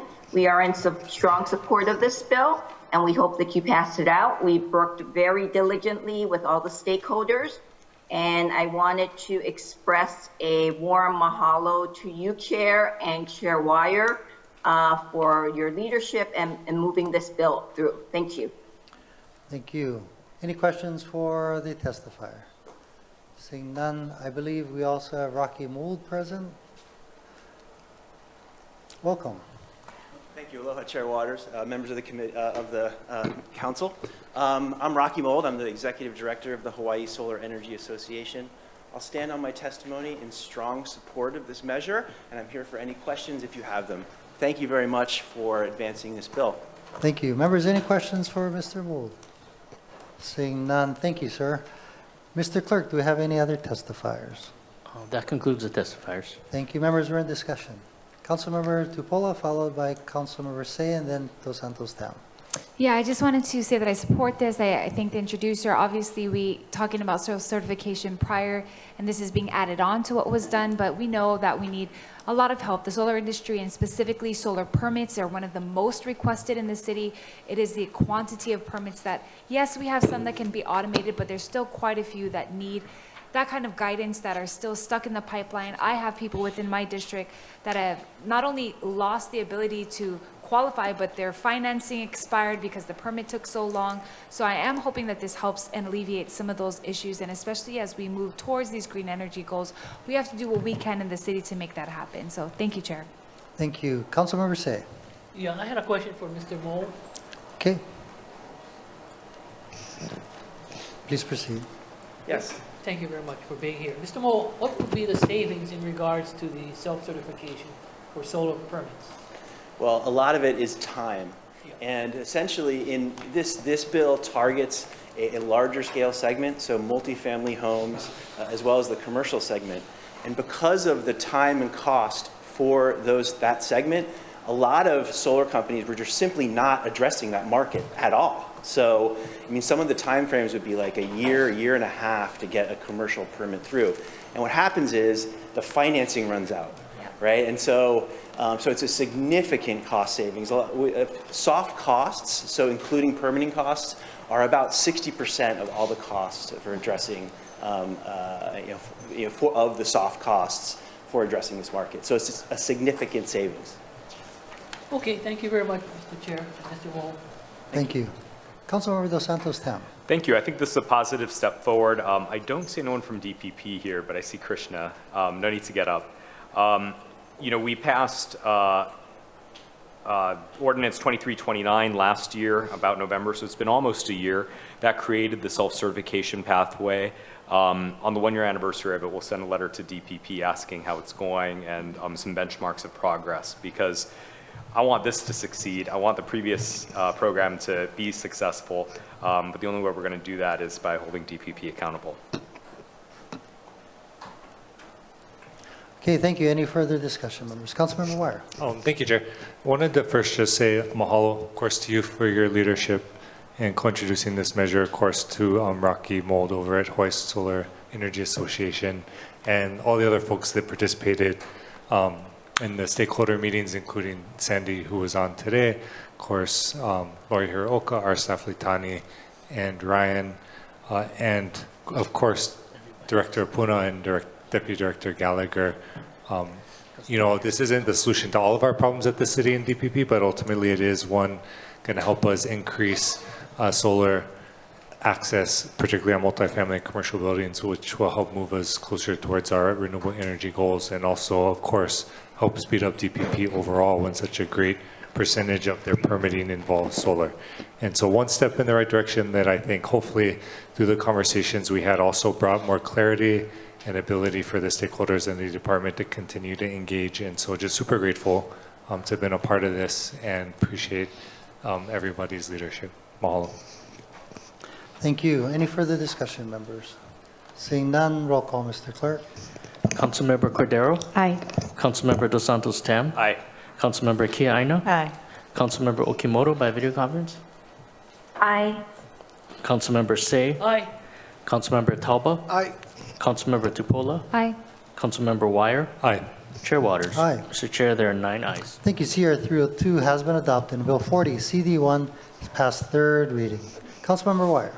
I move that Committee Report 303 be adopted and Bill 41 CD1 is amended past third reading. This relates to the public spay and neuter clinic for dogs and cats. Second. It's been moved and seconded. Thank you, Councilmember Wire, for the explanation. Mr. Clerk, do we have any testifiers? We had one registered remote testifier, but that person is not logged on. Is that Stephanie Kendrick? Yes. Stephanie Kendrick not available? Okay. Any other testifiers? Seeing none, members who are in discussion. Councilmember Tupola. Thank you so much. I'm glad this is up for third reading. I just wanted to thank various people who have been helping me with this, specifically the director. She was here earlier, but you know, Kim Ashiro's awesome. We like her. She does a great job. She helps me with a lot of things in the district, but specifically working with them so that we can take this out of the law and have them do administrative rules for the reimbursement for the Neuter Now program. Last week, October 3rd, I did my very first spay and neuter clinic in my district at a park. We did 26 dogs. I want to thank Aloha Affordable Vet as well as Aloha Animal Outreach and as well Colin from Humane Society that came out to help. We're looking forward to doing more of these in the homeless encampments that I have. I mean, there's just dogs everywhere, and we want to make sure to get that population under control and also for the safety of others. So thank you to all of those who supported and helped to draft this. Mahalo. Thank you. Any other discussion, members? Seeing none, roll call, Mr. Clerk. Councilmember Cordero? Aye. Councilmember Dos Santos Tam? Aye. Councilmember Kiaina? Aye. Councilmember Okimoto by video conference? Aye. Councilmember Say? Aye. Councilmember Talba? Aye. Councilmember Tupola? Aye. Councilmember Wire? Aye. Chair Waters? Aye. Mr. Chair, there are 9 ayes. Thank you. CR 303 has been adopted, and Bill 41, CD1, has passed third reading. Moving to the top of page 14. Chair, can I ask a question? Sure. On the resolution portion, I was wondering if we could take 24222 out of order. That's for the renaming of the Waianae Gym. I'm going to lose some of the people that came out for that in a little bit. But we can still do page 14. Maybe just if we could take it at the top of the resolutions, if the committee or if the council is amenable. What page are you talking about? So it's on page 22, and I'm asking if we could possibly move it up to the first item on page 15. I'm kind of saying this out loud so that we could do it now. Members, any objection? Is that okay? Seeing no objection, thank you. Let's turn to page 22, members. Everyone outside, please listen. Councilmember Tobo, you ready? I move that CR-298 and Resolution 24-222 be adopted. Second. It's been moved and seconded. Councilmember Tobo for the explanation. Renaming the boxing gym at the Shinye Nakamine Gymnasium Complex at Waianae District Park to Fred Pops Fernandez Pereira Senior Waianae District Park Boxing Gym. Thank you very much. Do we have any testifiers? Aloha, welcome. Aloha mai kako. Samantha Decor, resident of the Waianae Coast, here to testify in strong support of renaming the Waianae District Gym to Pops Pereira. As some of you may know, Pops has been such a pivotal part of our community, and I believe that making this change will continue his legacy, but also perpetuate a positive influence in our community that we need more figures like Pops in our district, and there is. And so I'm happy to be here with the family in support of this resolution. So mahalo. Thank you, members. Any questions for the testifier? Seeing none, thank you. Is there anybody else who'd like to testify?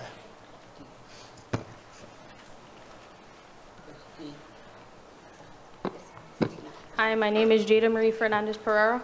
I'm Pops Fred Pereira's granddaughter. I vote in favor of this bill. Just to keep it short and simple, like I said last time, my papa did a lot of things for his community. He took kids off the street and gave them something positive to do. And I truly believe that he deserves for this gym to be named after him. Thank you. Thank you. Any other testifiers? Aloha, welcome. Hi, my name is Ricky Tangaro. This is my wife, Johanna Tangaro. Papa had made a big impact in our life as fighters and as in coaches.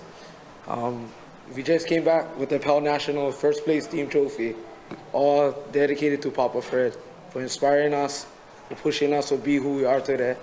And I truly believe he deserved more than just naming one gym after him. That whole city should be named after him if we could. That guy, everybody knew him in Waianae.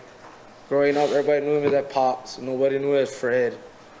And he just played a big part in my life. I come from a big fighting family in Waianae, the Pelins, and that's my family. And we've always been with him from the start to now. And I will continue. I run a club called HR Boxing. I continue to carry his legacy, his training, all through my club, through my kids. And I really hope you guys pass this bill because he really deserves it. Thank you. Thank you. Okay, members, we're in discussion. One more? Oh, I think. Hello, welcome. Good afternoon. Hi, my name is Bernadette Rodriguez, and I've known Papa Fred for 45 years. And I'd like to say I support this bill. Thank you. Thank you. Aloha, my name is Regina Rodriguez Suarez, and I support this bill too. Thank you. Thank you. Anybody else like to testify?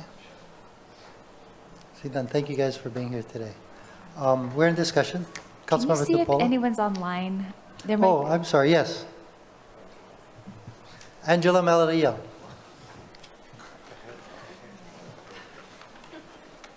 Aloha, Angela Melody Leon, testifying on behalf of the chairs in favor of the legislation for costs. I've heard the story, and the family is very inspirational. The daughter shared with me the story largely focused on the training and education provided with the athletes, and then also the strengthening that they go through. So without the education activities and after-school programs and parks, the kids have nothing to do. So it should really be the city's responsibility to provide, especially for neighborhoods of lower income demographics, programs, and also to revitalize and activate the neighborhood parks with classes. And I've been going out to the Waianae community, so it's been super fun. And I think with the POP card, there's going to be a lot of awareness about physical health as well as mental health, awareness, training, and strengthening. So yeah, it could be really fun for the community. And actually, I went out to the Waianae Boat Harbor as well for that. Thank you very much. So good things are happening in the community. Thank you. Mr. Clerk, do we have any other testifiers online? That concludes the testifiers. Okay, members were in discussion. Chair, with your indulgence, there's one more family member that just walked in. Okay.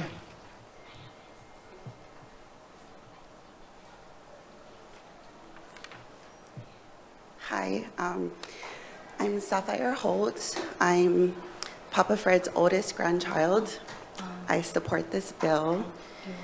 The reason why I support this bill is because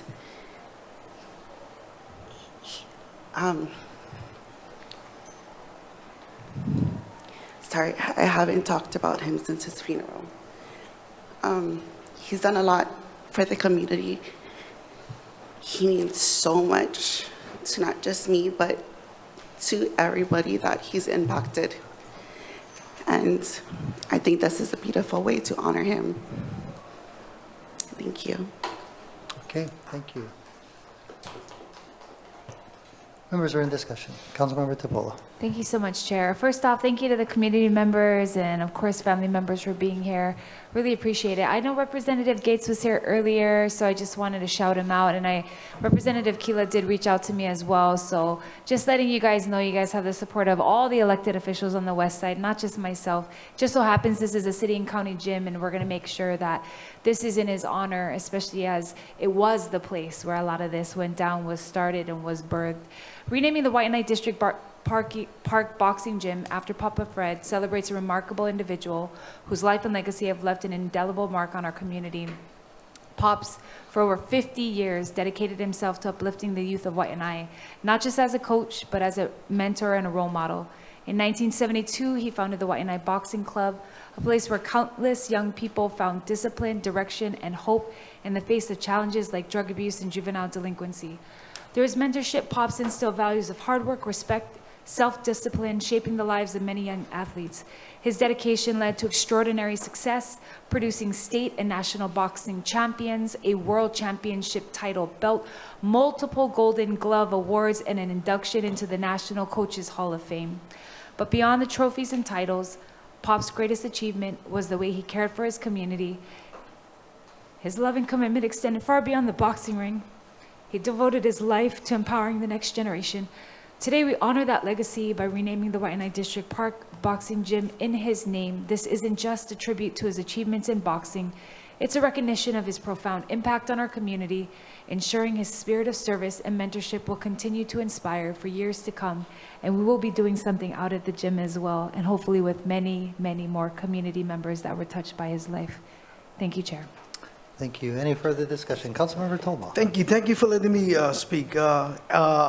Not only have I competed against Uncle Freddie and a lot of the fighters out in Waianae, but I made good friends with a lot of the fighters out of Waianae. And, you know, there are iconic coaches in Hawaii when it comes to boxing. And there's a lot, but I'm just going to name a few. Peter June, Fred Altoguera, Todd Birstow, my coach, Don Sark. These are people that spend more time sometimes with a kid than their parents do. So when you hear voices from the community talking about making a difference, I would not be sitting here if it wasn't for, mentors like my boxing coach. So it gives me, just to be here to honor Uncle Fred, is amazing already, and I truly know that this is something that I know the people in Waianae will celebrate. So thank you. Thank you for the opportunity. Thank you. Any further discussion? Seeing none, any objections or reservations? Noting no objections or reservations, CR 298 and Resolution 24-222 has been adopted. Congratulations.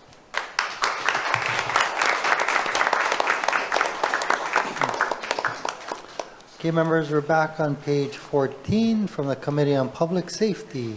Councilmember Okimoto. I move that CR 306 be adopted and Bill 22 pass third reading. Second. It's been moved and seconded. Councilmember Okimoto for the explanation. Relating to the fire code. Thank you. Second. Mr. Clerk, do we have any testifiers? Yes, we do.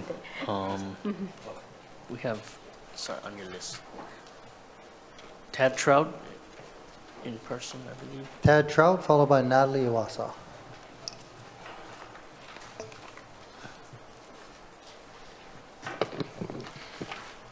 Good afternoon, Mr. Chair, Madam Vice Chair, and council members. My name is Tad Trout. I'm a partner with T&T Fireworks, and I'm in support of Bill 22.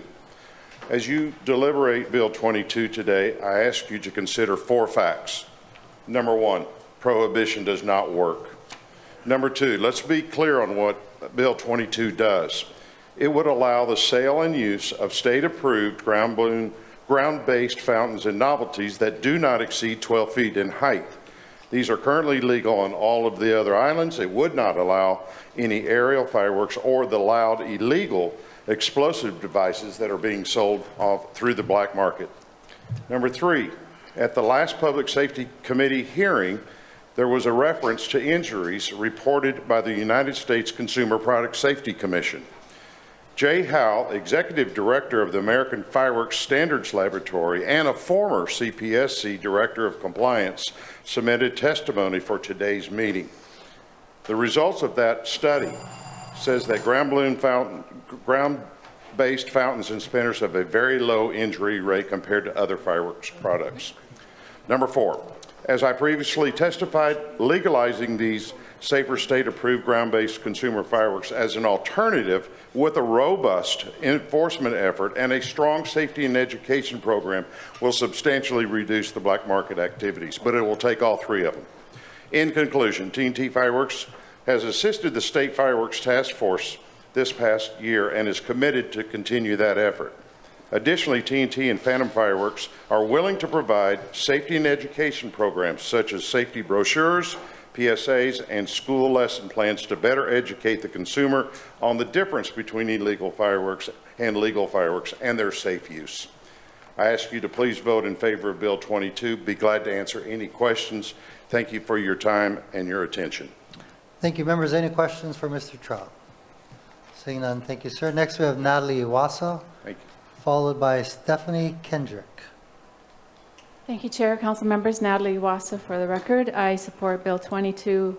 This ban was put in place about 14 years ago, and HFD has cited statistics from 2011, the year after the ban was put in place, saying that there were no fires. And with all due respect to HFD, that was about 10 years ago, and we've seen the illegal fireworks proliferate. There have been fires. My family celebrates, we celebrate responsibly and totally support this. I wanted to reiterate the testimony of a young woman when this ban was first put in place. She came to the podium and said, you know, I can carry a gun, but you're not gonna let me carry a sparkler. And I just felt that that was a good way of putting it. There's a huge difference between the two, and I ask you to vote yes on this. I think that it's going to be good for the community to be able to celebrate, and I think we will see a reduction in the illegal activities. Thank you. Thank you. Next, we have Stephanie Kendrick. Mr. Chair, the testifier is not logged on. Okay. Next is Daniel Pert. And he is also not logged on. Okay, is Tina Yamaki available? Likewise not logged on. Okay, is there anybody else who'd like to testify? I note the presence of the fire department. Aloha, welcome. Hello, good afternoon, Chair, Vice Chair, members of the committee, council, excuse me. Craig Uchimura, Assistant Chief of the Honolulu Fire Department. The HFD stands in opposition to Bill 22 due to the inevitable increase in fires and medical emergencies that consumer fireworks will bring. Our primary mission is to ensure community safety through prevention and preparedness. Continuing the ban on consumer fireworks is the most effective way to achieve this goal. Statistics clearly show that this ban has led to a net decrease in injuries, structure fires, and wildland fires. In light of the devastation caused by the Maui fires, which resulted in the tragic loss of 102 lives, the HFD respectfully opposes Bill 22. We believe that by prioritizing safety over consumer fireworks, it is crucial in protecting our community. Mahalo. Thank you. Any questions for the fire department? Seeing none. Thank you, sir. Is there anybody else who'd like to testify? Seeing none. Members, we're in discussion. Councilmember Say, followed by Councilmember Tupola.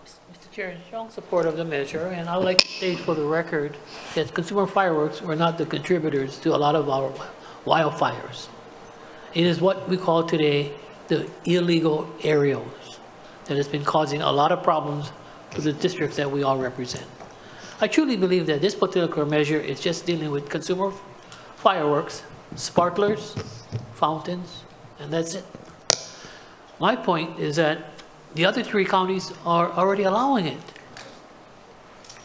So we're just trying to comply and conform with the other 3 counties. But in closing, let me say that let's try to see if it's going to work or not, but it is going to work for me because it will force the hand of those illegal sales in regards to aerials that is tied into this consumer fireworks. That may be an attraction of why people are buying the other types.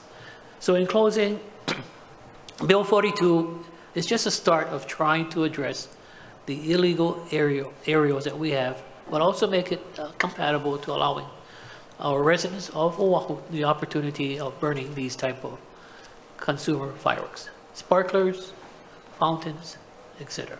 Thank you. Thank you. Councilmember Tupola.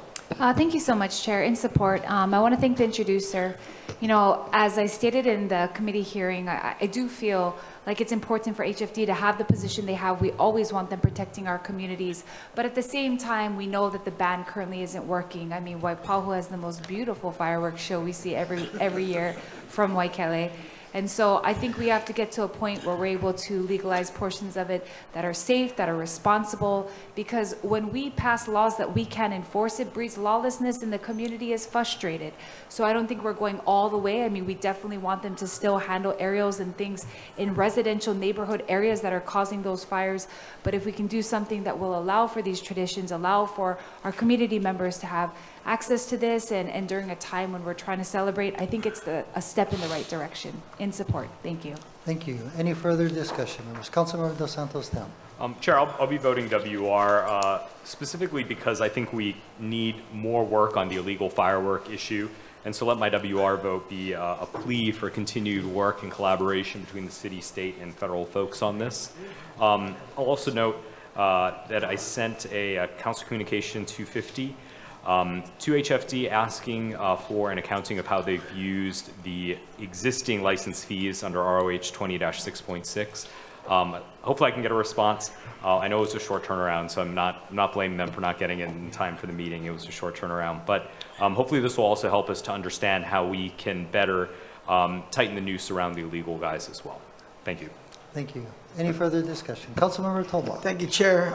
In support, I understand the fire department's concerns, and at the end of the day, our communities want to celebrate. Obviously, Waipahu, my district, was brought up, and people want to celebrate New Year's Eve and the 4th of July like we did 15 years ago and carry on those traditions. We've had a ban on fireworks for 14 years now, and I think it's time we find some balance so that our kids can enjoy sparklers and fountains like we did when we were growing up. Having a total ban hasn't worked. If anything, has fueled the black market. With this bill, families will have a safe way to purchase fireworks, and it's a responsibility of each family and constituent to ensure that we are going to handle fireworks in a safe manner. I hope that this bill passes today. The community exercises their responsibility and due diligence so that the future councils won't have to go back and ban consumer fireworks again. Thank you, Chair. Thank you. Any further discussion, members? Seeing none, roll Chair. call. Oh, I'm sorry. Chair. Councilmember Sorry. Okimoto. Thank you, Chair. I wanted to also mahalo the introducer of this measure. I really do appreciate Councilmember Say taking the approach of having common sense and balance. I think that's something that we can really learn from, as we push measures forward. In the committee, the Public Safety Committee that we held multiple times, we had really good discussion, and I agree that we want to respect the fire department's stance on this, and we understand. However, we can also go back and forth on clarifying statistics and ensuring that the right information is out there to the public. And really the truth is that the issue of the banned fireworks are not what we are talking about today. And so I really do appreciate how we can respect the different cultures that we have here, bring that balance back, but also, like Councilmember Say mentioned, we are the only county that does not allow the fireworks. And I think if we could do it in a respectful and responsible manner, that's the best way to make sure that our communities are getting the needs that they want, but also doing it in a safe manner. So in support of this measure, thank you. Thank you. Any further discussion? Councilmember Kapiʻolani.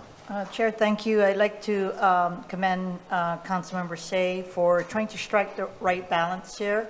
Apart from the illegal aerials, one of the concerns that keeps on happening in our communities, and it just happened along Pali yesterday afternoon, are arsonists and bad actors within our community all over the place who are starting the fires. And so as I support this bill, I just ask for anyone who's listening, for the community, continue to be vigilant. I know West Side, you guys have been very busy, but be vigilant and don't let these bad actors spoil the fun that's going to result from this measure moving forward. That's all I just wanted to say. We talk a lot about illegal aerials, but a lot of the fires are being triggered by arsonists. Thank you. Thank you. Any further discussion? Seeing none, roll call, Mr. Clerk. Councilmember Cordero? Aye. Councilmember Dos Santos Tam? WR. Councilmember Kapiʻolani? Aye. Councilmember Okimoto by video conference? Aye. Councilmember Say? Aye. Councilmember Talba? Aye. Councilmember Tupola? Aye. Councilmember Wire? No. Chair Waters? Aye. Mr. Chair, there are 8 ayes, 1 no. Thank you. CR 306 has been adopted and Bill 22 has passed third reading. Members, moving to the top of page 15 from the Committee on Budget, Councilmember Cordero. I move that Committee Report 273 and Resolution 24-230 CD1 as amended be adopted. Second. It's been moved and seconded. Councilmember Cordero for the explanation. This relates to transfer of funds. Thank you. Mr. Clerk, do we have any testifiers? Sorry, excuse me. Mr. Chair, we have none. Thank you. Members, we're in discussion. Seeing none. Any objections or reservations?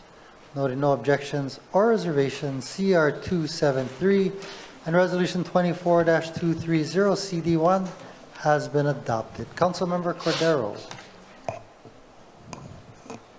I move that Committee Report 274 and Resolution 24-235 be adopted. Second. It's been moved and seconded. Councilmember Cordero for the explanation. This relates to the reprogramming of the American Rescue Plan Act of 2021 State and Local Fiscal Recovery Funds Program in support of revenue replacement. Thank you. Mr. Clerk, do we have any testifiers? Mr. Chair, we have none. Thank you. Members, we're in discussion. Seeing none, any objections or reservations? Noting no objections or reservations, CR 274 and Resolution 24-235 has been adopted. Members, moving to the top of page 16 from the Committee on Executive Matters and Legal Affairs, Councilmember Dos Santos Tam. Chair, I move that Committee Report 278 and Resolution 24-229, which accepts a gift of conference registration and lodging from the Hawaii Executive Collaborative for the Mayor and Managing Director to attend a conference, be adopted. Second. Thank you. It's been moved and seconded. Thank you for the explanation. Mr. Clerk, do we have any testifiers? Mr. Chair, we have none. Thank you. Members who are in discussion, noting none. Any objections or reservations? Noting no objections or reservations, CR-278 and Resolution 24-229 has been adopted. Councilmember Dos Santos Tam. Thank you, Chair. I move that Committee Report 279 and Resolution 24-249, which requests additional funds for contract number SCCOR 2400089 to continue the services of Kobayashi, Sugita, and Goda LLP as Special Deputy Corporation Counsel to represent defendants Honolulu Liquor Commission, Jacob Fierce, Glenn Nishigata, and Catherine Fontaine in legal action titled Jumar Ray Waite versus Honolulu Liquor Commission et al. Be adopted. Second. It's been moved and seconded. Thank you for the explanation. Mr. Clerk, do we have any testifiers? Mr. Chair, we have none. Thank you. Members, we're in discussion. Seeing none, any objections or reservations? Noting no objections or reservations, CR-279. Reservations. Excuse me, reservations for Councilmember Kia Aina. Any other objections or reservations? Seeing none, CR-279 and Resolution 24-249 has been adopted. Members, moving to the top of page 17 from the Committee on Transportation, Councilmember Dos Santos Tam. Chair, I move that Committee Report 287 and Resolution 24-203 CD1 as amended, which requests the City Administration to designate the Department of Transportation Services as the primary governing authority having jurisdiction over 4th Street Mall and Unimall, be adopted. Second. It's been moved and seconded. Thank you for the explanation. Mr. Clerk, do we have any testifiers? Hello, welcome. Please proceed. Well, thank you, Council Chair, Council members. My name is Ed Karibsky. I am the Executive Director of the 4th Street Mall Business Improvement District. We are in full support of Resolution 24-203. The 4th Street Mall was zoned as a pedestrian mall in 1968. Actually, 200 other streets in the country were zoned as pedestrian malls in the early 70s. 189 have converted back to streets or pedestrian corridors. The reason is, fortunately, these malls are really commercial corridors. In the middle of it, we have it zoned as a passive park. So we have a whole lot of regulations that are not really conducive to revitalizing the area. For example, one of the buildings over there, 1132 Bishop, has 400 units. They allow dogs. The only way you can get your dog into the unit legally is to carry them over 4th Street Mall or Union Mall because they're zoned as a park. We have a poor retail mix. The mall is closed at 10 o'clock, so we don't have any mid, higher end restaurants. All the nicer restaurants or trendy restaurants are in Chinatown because they cannot stay open later. And finally, as we're getting more residential and getting more pushback or requests from the community to do events, especially late afternoon, early evening, because they feel safer as more and more people are there. Positive economic activity displaces negative. So all of these contributing factors makes it more natural that we are with the Department of Transportation Services because they have the Complete Streets program. We naturally fit more naturally with that program. So the 4th Street Mall Business Improvement District supports this resolution. Thank you. Members, any questions for the testifier? Councilmember Say. Just one question. Sure. And the question is, how did you folks decide to, have it transferred to the Department of Transportation Services? I've been circulating these case studies to my board for 5 years. Okay. And actually what happened was we have a new board member, Christine Camp, that moved in, and she actually there's a lot of inertia. Everybody's been on the board for 20 years. She's the one that actually helped us push it through. No, I truly believe that I want to see the improvements on the mall. And for me, after these past 4 years being on the council, the department that does all of the design and construction for that particular department is DDC. So I thought maybe DDC should be the department for the mall as far as the authority, because when you want to do a project that's on city lands, you've got to go through Department of Design and Construction. I think we're actually thinking more like street festivals is Okay. the primary. No improvements. Okay, thank you. Councilmember Kia Aina. No questions, but just comments. Good to see you. I fully support this measure. I just wish that this had happened earlier.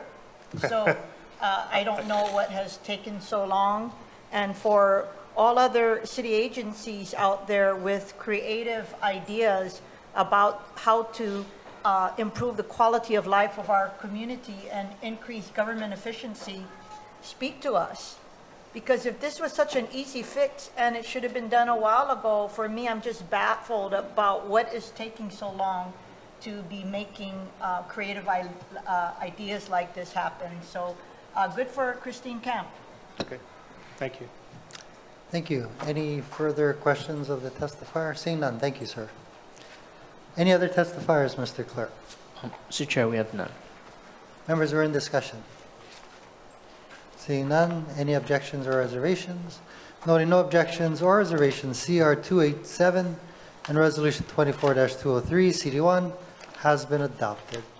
Moving to the bottom of page 17 from the Committee on Zoning, Councilmember Say. Mr. Chair, I move that committee report number 288 and resolution 24-208, committee draft 1 as amended, be adopted. Second. It's been moved and seconded. Councilmember Say for the explanation. This is granting a special management area major permit to allow for the construction of a new two-story structure with a primary dwelling unit on the second floor, attached accessory dwelling unit on the ground floor, carport, and fence in Hauula, Oʻahu. Thank you. Mr. Clerk, do we have any testifiers? Mr. Chair, we have none. Members are in discussion. Seeing none, roll call, Mr. Clerk. Councilmember Cordero? Aye. Councilmember Dos Santos Tam? Aye. Councilmember Kiaina? Aye. Councilmember Okimoto by video conference? Aye. Councilmember Say? Aye. Councilmember Talba? Aye. Councilmember Tupola? Aye. Councilmember Wire? Aye. Chair Waters? Aye. Mr. Chair, there are 9 ayes. Thank you. CR-288 and Resolution 24-208, CD1, has been adopted. Moving to the top of page 18, Councilmember Say. Mr. Chair, I move that committee report number 290 and resolution 24-215 be adopted. Second. It's been moved and seconded. Councilmember Say for the explanation. This is adopting a revision to the public infrastructure map for the Central Oʻahu Sustainable Community Plans area. Thank you. Mr. Clerk, do we have any testifiers? Yes, Chair, we have Mr. Barry Usagawa, if he's still here, from Is Board of Board Water of Water Supply. Supply still here? If you want to testify. No? Okay. All right. Any other testifiers? No, that concludes our list. Okay, thank you very much. Members, we're in discussion. Seeing none, roll call, Mr. Clerk. Councilmember Cordero? Aye. Councilmember Dos Santos Tam? Aye. Councilmember Kiaina? Aye. Councilmember Okimoto by video conference? Aye. Councilmember Say? Aye. Councilmember Talba? Aye. Councilmember Tupola? Aye. Councilmember Wire? Aye. Chair Waters? Aye. Mr. Chair, there are 9 ayes. Thank you. CR-290 and Resolution 24-215 has been adopted. Moving to the bottom of page 18, Councilmember Say.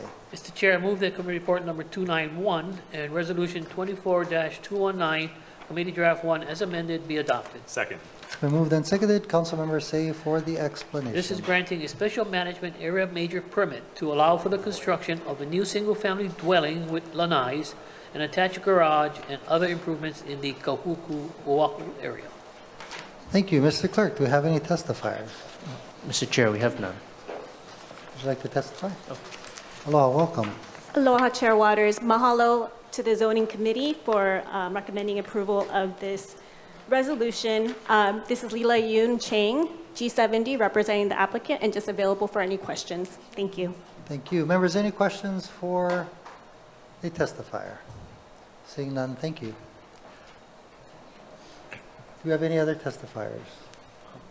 Mr. Chair, we have none. Seeing none, members are in discussion. Seeing none, roll call, Mr. Clerk. Councilmember Cordero? Aye. Councilmember Dos Santos Tam? Aye. Councilmember Kiaina? Aye. Councilmember Okimoto by video conference? Aye. Councilmember Say? Aye. Councilmember Talba? Aye. Councilmember Tupola? Aye. Councilmember Wire? Aye. Chair Waters? Aye. Mr. Chair, there are 9 ayes. Thank you. CR-291 and Resolution 24-2919, CD1 has been adopted. Thank you, members. Moving to the top of page 19, Councilmember Say. Mr. Chair, I move that committee report number 292 and resolution 24-225, committee draft 1 as amended be adopted. Second. It's been moved and seconded. Councilmember Say for the explanation. This is another granting a special management area major permit to allow for the construction of a new single-family detached dwelling with attached garage and the construction of a new second-floor addition and carport for an existing single-family detached dwelling in Ewa Beach, Oʻahu. Thank you. Mr. Clerk, do we have any testifiers? Mr. Chair, we have no testifiers. Thank you. Members, we're in discussion. Seeing none, roll call, Mr. Clerk. Councilmember Cordero? Aye. Councilmember Dos Santos Tam? Aye. Councilmember Kia'aina? Aye. Councilmember Okimoto by video conference? Aye. Councilmember Say? Aye. Councilmember Talba? Aye. Councilmember Tupola? Aye. Councilmember Wire? Aye. Chair Waters? Aye. Mr. Chair, there are 9 ayes. Thank you. CR 292 and Resolution 24-225, CD1 has been adopted. Councilmember Say. Mr. Chair, I move that committee report number 295 and resolution 24-228, committee draft 1 as amended be adopted. Second. It's been moved and seconded. Councilmember Say for the explanation. Okay, this particular resolution deals with the authorization of exemptions from certain requirements relating to the Hale'ilea Affordable Rental Housing Project in Honolulu, Oʻahu. Thank you very much. I believe we have one registered testifier, Mark Anthony Clemente. Yes, Mr. Chair, the testifier is not logged on. Okay, is there anybody else who wishes to testify on this measure? Seeing none, members, we're in discussion. Seeing none, roll call, Mr. Clerk. Councilmember Cordero? Aye. Councilmember Dos Santos Tam? Aye. Councilmember Kia'aina? Aye. Councilmember Okimoto by video conference? Aye. Councilmember Say? Aye. Councilmember Talba? Aye. Councilmember Tupola? Aye. Councilmember Wire? Aye. Chair Waters? Aye. Mr. Chair, there are 9 ayes. Thank you. CR 295 and Resolution 24-228, CD1 has been adopted. Moving to the top of page 20, Councilmember Say. Mr. Chair, I move that committee report number 296 and resolution 24-231, committee draft 1 as amended be adopted. Second. It's been moved and seconded. Councilmember Say for the explanation. Okay, this one grants a special management area major permit once more to allow for the construction of a new single-family dwelling with an attached garage in the Wailupi Peninsula area of Oʻahu. Thank you very much. Mr. Clerk, do we have any testifiers? Mr. Chair, we have no testifiers. Would you like to testify? Please proceed. Chair Waters, committee, council members, just wanted to say thank you on behalf of the owner and the applicant for your support on this resolution, and we are available for any questions. Thank you, members. Any questions? Seeing none, thank you very much. Mr. Clerk, do we have any other testifiers? Mr. Chair, we have no other. Seeing none, members, we're in discussion. Noting no discussion, roll call, Mr. Clerk. Councilmember Cordero? Excused. Councilmember Dos Santos Tam? Aye. Councilmember Kia'aina? Aye.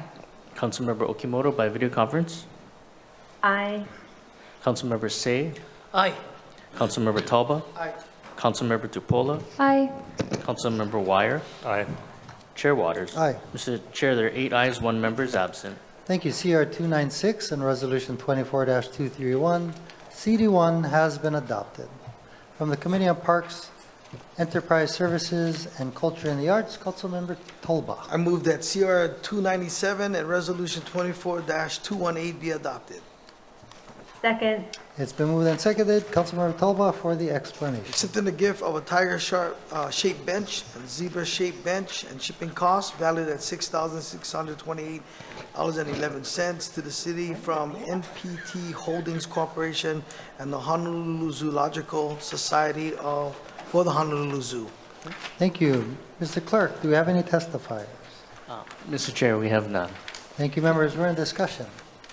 Seeing none, any objections or reservations? Noting no objections or reservations, CR 297 and Resolution 24-218 has been adopted. Moving to the top of page 21, Councilmember Tolba. I move that CR 299 and Resolution 24-233 be adopted. Second. It's been moved and seconded. Councilmember Tolba for the explanation. Accepting the gift of ozone system replacement and filterization backwash system repair valued at $115,000 to the city from the Honolulu Zoological Society for the pool in the hippopotamus exhibit at the Honolulu Zoo. Thank you. Mr. Clerk, do we have any testifiers? Mr. Chair, we have none.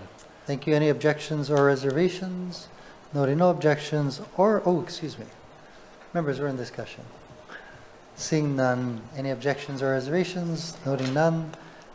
CR-299 and Resolution 24-233 is adopted. Moving to the bottom of page 21, Councilmember Tolba. I move that CR 300 and Resolution 24-234 be adopted. Second. It's been moved and seconded. Councilmember Tolba for the explanation. Accepting the gift of a site marker with pedestrian valued at $1,432 from the city from Lepua, a la queer histories of Hawaii to be installed adjacent to the shower tree fronting the Frank Fosse Municipal Building. Thank you. Mr. Clerk, do we have any testifiers? Mr. Chair, we have none. Thank you, members. We're in discussion. Seeing none, any objections or reservations? Noting none, CR 300 and Resolution 24-234 has been adopted. Members, we already took care of the measures on page 22. So moving to page 23 from the Committee on Public Safety, Councilmember Okimoto. I move that CR 307 and Resolution 24-224 be adopted. Second. It's been moved and seconded. Councilmember Okimoto for the explanation. Accepting a gift of Thanksgiving Day meals valued at $17,155 to the city from the Honolulu Firefighters Foundation, HFF, for on-duty Honolulu Fire Department HFD personnel. Thank you. Mr. Clerk, do we have any testifiers? Mr. Chair, we have none. Thank you, members. We're in discussion. Seeing none, any objections or reservations? Noting no objections or reservations, CR 307 and Resolution 24-224 has been adopted. Councilmember Okimoto. I move that CR 308 and Resolution 24-239 be adopted. Second. It's been moved and seconded. Councilmember Okimoto for the explanation. Accepting a gift of $3,333 to the city from Hawaiian Lifeguard Association for the Department of Ocean Safety's Junior Lifeguard Program. Thank you. Mr. Clerk, do we have any testifiers? Any testifiers? Mr. Chair, we have no testifiers signed up. Thank you. Members, we're in discussion. Seeing none, any objection or reservations? Noting no objections or reservations, CR 308 and Resolution 24-239 has been adopted. Moving to page 24, Councilmember Okimoto. I move that Committee Report 309 and Resolution 24-240 be adopted. Second. It's been moved and seconded. Councilman Okimoto for the explanation. Accepting a gift of 43 sandbags valued at $4,300 to the city from Hele Fitness LLC for daily physical training by the lifeguards in the Department of Ocean Safety. Thank you very much. Mr. Clerk, do we have any testifiers? Mr. Chair, we have none. Thank you. Members, we're in discussion. Seeing none, any objections or reservations? Noting no objections or reservations, CR 309 and Resolution 24-240 has been adopted. Moving to page 25, balance of committee reports. Might I suggest we pull out of order EMLACR-281 and take that last, starting with EMLACR-280. Councilmember Kia'aina. Thank you, Chair. I move that the balance of committee reports be adopted, except for EMLA Committee Report 281, which will be considered separately. Thank you. It's been moved and seconded. Councilmember Kia'aina for the explanation. EMLA Committee Report 280, request for authorization to settle a case against the City and County of Honolulu, entitled Department of Health, State of Hawaii, Clean Water Branch versus City and County of Honolulu, NPDES permit number H10021296. EMLA Committee Report 282, request for authorization to settle a case against the City of Honolulu entitled Huntington et al. Versus City and County of Honolulu et al. EMLAC Committee Report 283, request for authorization to settle a claim against the City and County of Honolulu for attorney's fees and costs in Nelson et al. Versus City and County of Honolulu. Zoning Committee Report 293, granting a 90-day extension of time for Resolution 24-226, denying a special management area permit and shoreline setback variance to allow the expansion and fortification of a non-conforming concrete seawall in Lanikai, Oʻahu. And Zoning Committee Report 294, denying a 120-day extension of time for Resolution 24-227, approving a conceptual plan for an interim plan development transit project for 1667 Kapiʻolani Development. Thank you. Mr. Clerk, do we have any testifiers? Mr. Chair, we have none. Thank you. Members, we're in discussion. Seeing none. Any objections or reservations? Noting none. Chair. Oh, I'm sorry. Chair. Councilmember Okimoto. Thank you. For zoning CR-293, I'd like to put in a no vote. And Okay. for zoning CR-294, with reservations, vote please. Reservations. Mr. Clerk, does that require a roll call on zoning 293? Yes, it does. Okay, thank you very much. With the exception of zoning committee report 293, are there any other no votes? Seeing none. Members, any other objections or reservations to any of the other committee reports? Seeing none. The balance of committee reports, including EMLACR-280, EMLACR-282, EMLACR-283, and EMLACR-284, has been adopted. Now, 94. Zoning Committee Report 293, Mr. Clerk, call the roll. Councilmember Cordero? Aye. Councilmember Dos Santos Tam? Aye. Councilmember Kia'aina? Aye. Councilmember Okimoto by video conference? No. Councilmember Say? Aye. Councilmember Talba? Aye. Councilmember Tupola? Aye. Councilmember Wire? Aye. Chair Waters? Aye. Mr. Chair, there are 8 ayes, 1 no. Okay. Zoning Report CR-293 has been adopted. Members, now turning to EMLACR-281. Councilmember Kia'aina. I move that EMLAC Committee Report 281 be adopted. Second. It's been moved and seconded. Councilmember Kia'aina for the explanation. This committee report requests for authorization to settle a case against the City and County of Honolulu entitled L. Lindsay Myeni versus City and County of Honolulu et al. Thank you very much. I note that there are a lot of people in the community who want to testify. What I propose, members, I hear the mayor wants to testify. Why don't we start with the mayor? We'll go with the prosecuting attorney, chief of police, and then I'll open it up to everybody else. Yep. Yes, absolutely. Okay. Is the mayor available? Mr. Chair, the mayor's not logged on just yet. Okay, will you let me know when the mayor logs Yes, on? We'll yes, take I him will. out of order. Okay, prosecuting attorney, Steve Alm. Hello, welcome. Chair Waters, Vice Chair Kia'aina, members of the council.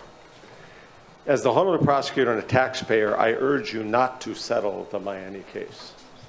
We conducted an independent investigation and concluded that the HPD officers that day, their use of deadly force was justified. And I would be happy to brief you at a separate time at your convenience to go into great detail. On the evening of April 14th, 2024, Mr. Myeni was acting strangely, first at Kailua Basin when he tried to interrupt a police investigation, and then he tried to get into the back seat of a car. He then later, half an hour later, followed residents at 91 Koala Way into their house, said he lived there, refused to leave despite repeated requests, by the terrified residents. He made bizarre statements like, I have videos of you. And he talked about hunting, and they thought that was a threat to them. And when he was told by the frightened female resident that she would call the police, he said, he's not afraid of the police. Mr. Myeni clearly knew that it was police officers coming onto the property. He had just been told that the police are going to be called. And there was adequate street lighting, there was body cam footage, and Mr. Myeni interacted with an officer at very close range. He saw what the uniforms looked like at Kewalo Basin. He saw them there. And the woman who called the police from her front door could see that police officers arrived and walked on. You could see things clearly. The officers also used several non-lethal techniques, multiple verbal commands, warnings of taser, taser, taser, unsuccessful use of a taser, and trying to tackle Myeni before they used deadly force. Mr. Myeni was the aggressor, attacking two of the officers and repeatedly punching them in the face, in the head, and body, causing multiple facial fractures and other serious injuries, and an officer who is probably never going to return to the force. A sample of his brain was studied by Boston University. They found he suffered from stage 3 CTE. Stage 4 being the most severe, and he's one of the youngest people ever to have that kind of diagnosis. It can only be done post-mortem. Common symptoms of stage 3 CTE include excessive executive dysfunctions, explosivity, mood swings, and aggression. My office is not a rubber stamp for HPD. We have charged officers with things before. We even tried to charge a police officer with murder and attempted murder. So we take each case very seriously. And in this case, they acted appropriately. So the officers' actions were justified during our investigation as self-defense, defense of others, and force used in law enforcement. Finally, there was zero evidence of racism. Playing the race card here is shibai. The officers did what they're supposed to do in a tough situation.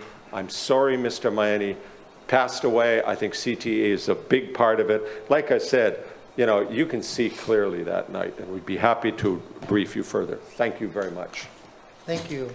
Any questions for Prosecutor Allen? Councilmember Tupola. Yeah, I just wanted to thank Prosecutor for being here. Thank you for testifying. You know, I think specifically when we have Executive Matter and Legal Affairs Committee, we go through a very extensive conversation with Corp Counsel, which for us, we are not the ones gathering the details of the case. So I just wanted to encourage you that if you have strong feelings about these, to come to the Executive Matter and Legal Affairs Committee, where we can kind of, in closed doors, go, you know, basically have all the questions answered. I think right now, you know, we're at a point where we don't have that ability right here in front of everyone to kind of go back and forth on the details. But I did want to thank you for being here. Thank you, Chair. Okay, thank you very much, and I would be happy to come to every one of your executive meetings if we ever find that police officers were justified in what they were doing. Thank you for the invitation. Thank you. Councilmember Wire, followed by Councilmember Kia'aina. Thank you, Chair, and thank you, Prosecutor. I was just saw you held up some photos. I was wondering if we could look at those. Right, this is from the body-worn camera footage throws off some light. So you had light from the street lights, you have other ones. And here's an example from a distance. Clearly you can see the officers are in uniform, they're police officers, he's attacking them. I'd be happy to pass this. I think that's appropriate. Yeah. And we have a host more, I just brought one. Okay, mahalo, Chair. Thank you. Councilmember Kia'aina. Thank you for being here.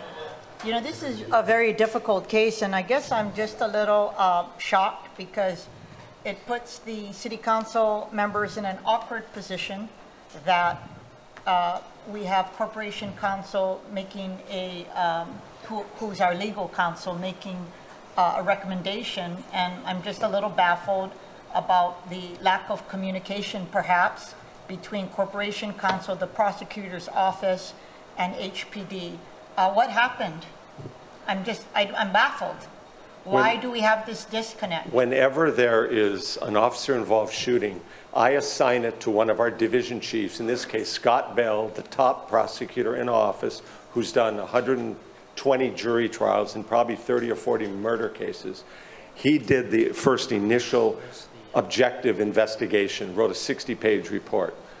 then I look at that and I look at other things, and then if I decide we're not going to proceed, I followed his recommendation. Then we had a PowerPoint presentation for the press and the public, and that and Mr. Bell's report are available on our website to the public. So I was shocked hearing that Corp Counsel was going to settle this. We had already determined the police officers, so I was surprised. I trust they looked at our PowerPoint and looked at the other report, and otherwise we hadn't heard anything from them. So I'm happy. I'd be happy in the future to engage with them, with you. Sure, but I guess I'm trying to differentiate for us as well as for people who are listening. There's a difference between a criminal trial versus a civil trial. Do you, just based on your expert opinion, do you believe that we would prevail in a civil trial as well? I do, because the plaintiff still have to prove the case by a preponderance that the police were wrong. We're saying the police were right, and they didn't do anything wrong. So I think a vigorous defense would show that, bring in the CTE, show what the officers, what they actually did, and I think they ought to prevail on the case. We're used to going to trial. I think that could happen. And you normally wouldn't recommend that course of action for all cases, but in this case, you do believe the outcome for both a criminal and civil trial would result in the same outcome? Right. Like you say, it's a case-by-case. And so you don't do that for all? No.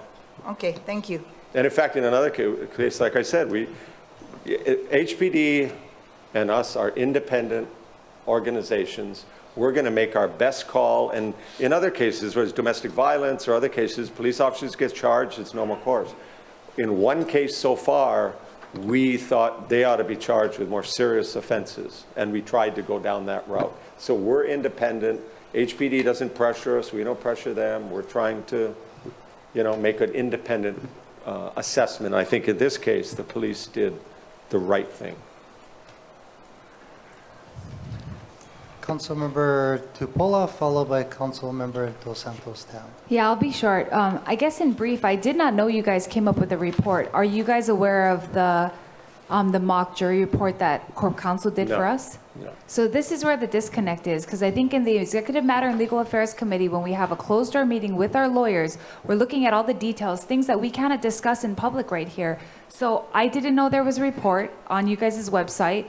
They have an extensive thing that we had to read in our committee hearing that you didn't read, so I'm just going to leave it at that. I don't know where the disconnect happened, but that's where we handle the details of cases and settlements, is in that hearing when we were able to meet with the lawyers out of the public, and we can ask very detailed questions about the case. So you're saying this report is on your website? And the PowerPoint as well. And on the day we have the press conference, we hand out copies of both to all the press that are there. What day did you do this report? I can't remember. So it was a long time ago or recently? Oh, it was some time ago. I've got a copy. Would you hand me my folder?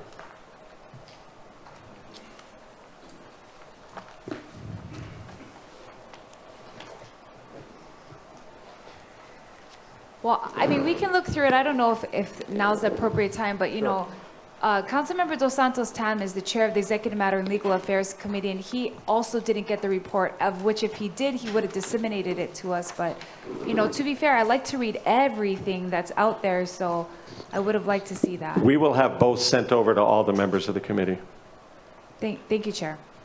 Thank you. Councilmember Dos Santos Tam. Thank you. You mentioned the evidentiary standard that would be at play in the civil case. Could you explain, what that means, preponderance of evidence, and then also in a jury trial, how many jurors would have to agree? It's, in a criminal one, it's unanimous, but what is it here? Right. The standard in criminal case is proof beyond a reasonable doubt. The standard in a civil case is a preponderance of the evidence, more likely than not. And if we determined that the police were acting totally appropriately in this case, it was a tragedy what happened, but we thought that makes the most sense to us. In fact, and as far as the civil arena, I'll leave that up to the civil attorneys to talk about. But we're convinced it has to be, you know, it has to be a majority, and we think Corp Counsel would be able to prevail. Thank you. Any follow-up questions? Seeing none. Oh, Councilmember Cordero. Thank you. Hi, Prosecuting Attorney Ong. Thank you very much for being here and promising that you'll provide the information.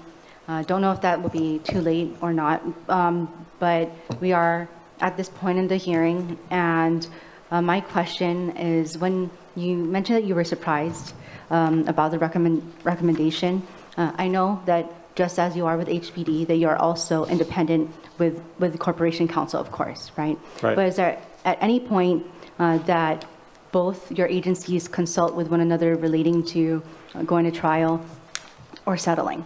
We consult with Corporation Counsel on a variety of issues. When when a lot of things come up. On officer-involved shootings, we have never been consulted. Okay, thank you. Thank you. Any follow-up questions, members? Seeing none, thank you. Prosecutor Ong. Chair, sorry, Chair. Oh, I'm sorry, pardon me. Sorry, Chair Wonders. Councilmember Prosecuting Okimoto. Attorney. Thank you. Just a follow-up to what Councilmember Cordero just asked. You mentioned that you had never been asked to follow up on an officer shooting. Can you expound as to the reason why that has not happened in the past or currently? Well, I think we're separate agencies. We have separate roles in this. We had thought that based on our investigation and coming to the conclusion that the police behaved appropriately, that they would not settle the case, and if the plaintiff's attorney wanted to go to trial, they'd go to trial on it. And so I just read about it in the news. That's how I found out that there was an offer from that. I think Corp Counsel is an independent agency. They operate based on the way they want to. You know, with us, with HPD, we get evidence from them, we get information from them. Sometimes we do follow-up on our own for these kind of cases, and then we make the call.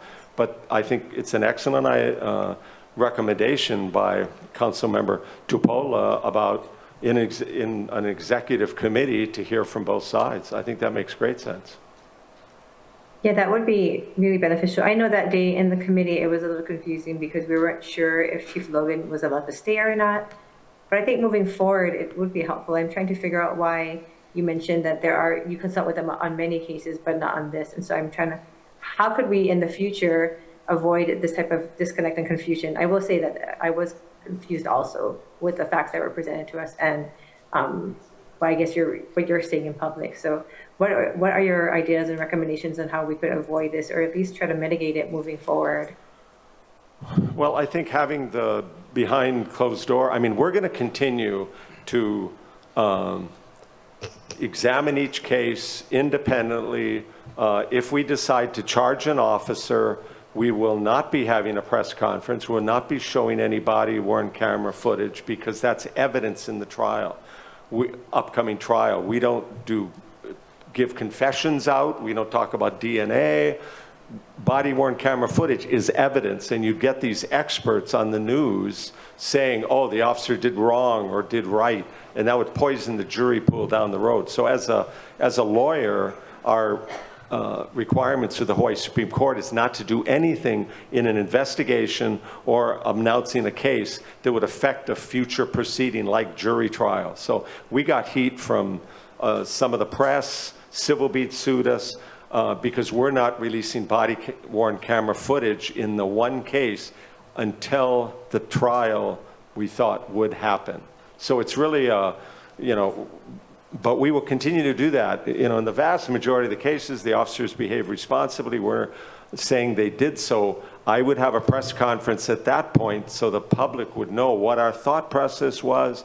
They can look at, I think, KHON live streams every one, and we'll continue to do that. If Corp Counsel wants to talk with us about it, or they have questions, if they looked at the PowerPoint or the report, we'd be happy to talk to them about it. But I think, like I said, it's a really good idea if there's going to be a behind closed doors presentation by Corp Counsel to you folks, we should be part of that mix too. Thank you. I agree. Thank you, Prosecuting Attorney. Thank you, Chair. Thank you. Thank you. Any follow-up questions? Councilmember Wire. Thank you, Chair. And yeah, I'm hopeful maybe we'll get to discuss this more in committee, but I was just wondering if you could, Prosecutor Hall, maybe explain a little bit about comparative negligence, or just what the role of maybe misconduct or inappropriate actions by a plaintiff may factor into a civil case, but then may also not completely eliminate the potential Right, well, for we have to liability. look at, if the officers are using deadly force, Yeah. is it justified based on self-defense, defense of others, or force used in law enforcement? And so we look at what the actions of everybody was, what the actions in this case of Mr. Myeni were, what his state of mind was. I'm so happy the medical examiner sent the brain slice off to Boston University to their CTE center. They're the center doing all the NFL examinations and otherwise. And that's why Dr. Kobayashi said he can determine cause of death as a gunshot wound. But to determine why this happened and the facts and circumstances surrounding it, that's why he sent it off to answer more questions. Because we could not figure out this bizarre behavior at Kewalo Basin, where the police were investigating an unauthorized entry case, and he went up and started to get involved in it, and both the victim and the police told him, could you leave, please? We're trying to conduct an investigation. He then went up to a police officer and asked for money to get food. He then went to another police officer car, marked police car, and tried to get into the back seat. And so none of that made sense. And so, but at the same time, when he's in the house, he was in the house for like 4 minutes. And he wouldn't leave. He wandered around a hallway. He sat in a chair. He said, I live here. And then later said, I live somewhere else. That cat is my cat. I'm on a hunt. It was terrifying to the folks in there. They went into the house and they were thinking maybe it was the homeowner behind them. So she left the door ajar right when she went in. He came in right after that. They were terrified. He was a strong, muscular, 5'11", 203, trained professional athlete. When I talked to my wife, she never gotten in the house if she knew anybody like that was there. I don't think they knew. They thought it was the homeowner because somebody followed them right into their property and parked right there. And maybe he was under the grips of CTE because all of those symptoms really seemed to apply to them. But when she told him, about calling the police, he said, I'm not afraid of the police. And he went out and he attacked the police officer. And people are saying the police officer should have said, please, or, get that. Yeah, and I appreciate the facts. Yeah. I think they're particularly relevant. And I think, of course, I'm extremely grateful for our law enforcement officers. I'm asking more, I guess, in the sense of, in a civil context, someone sues. Is it your understanding that the person suing, even if they did something wrong, or their role played a part in their injury?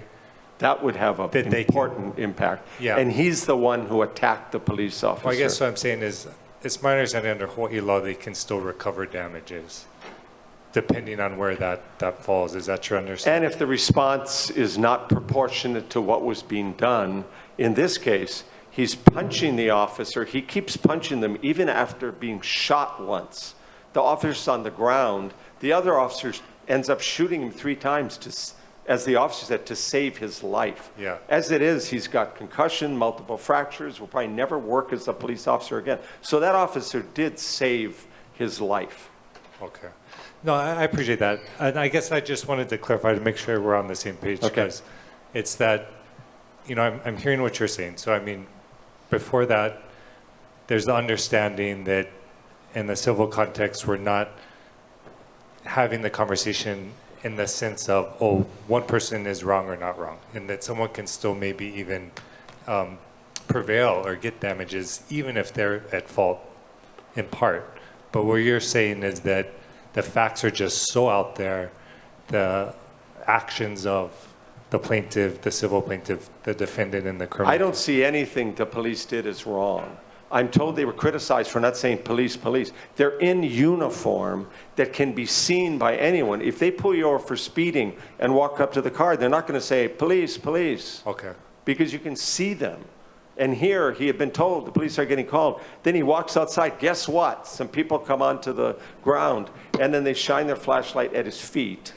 And then, you know, he ends up attacking them. I don't think HPD did anything wrong here, so I'm sure that will weigh heavily if presented in the civil suit.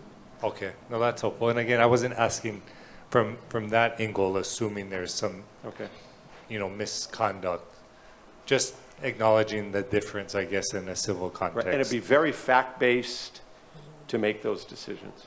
Yeah, and that it's not even speaking to necessarily like in terms of a negotiation or a settlement, as was mentioned earlier, when you're looking at maybe studies that have been done and where potential jurors may fall and looking at comparables, that it's not speaking even to an admission of guilt or misconduct or, just wanted to clarify that. But I'm hearing you say that just the facts that occurred are so out there that there's no question that Mr. Myeni was behaving irrationally. And that was our conclusion. Okay, thank you. Thank you, Chair. Thank you. Any further questions? Chair.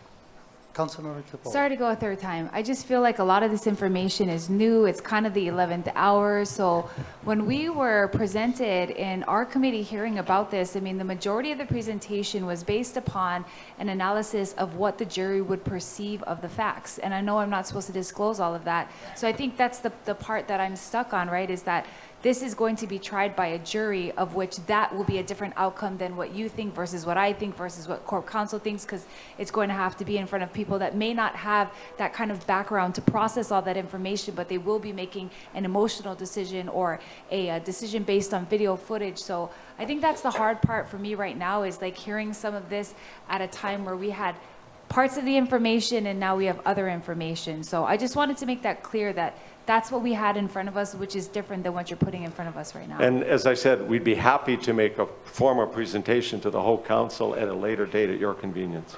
Thank you, Chair. Thank you. Just to follow up on those questions, Prosecutor, as you mentioned, the burden of proof in a criminal case is beyond a reasonable doubt, which is arguably the highest standard available under the law.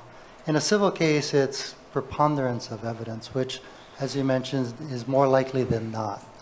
So knowing Scott Bell as I do, and I agree with you, he's your top prosecutor and he's very qualified, I'm presuming that his analysis and the report that he compiled was based on reviewing the case in the beyond a reasonable doubt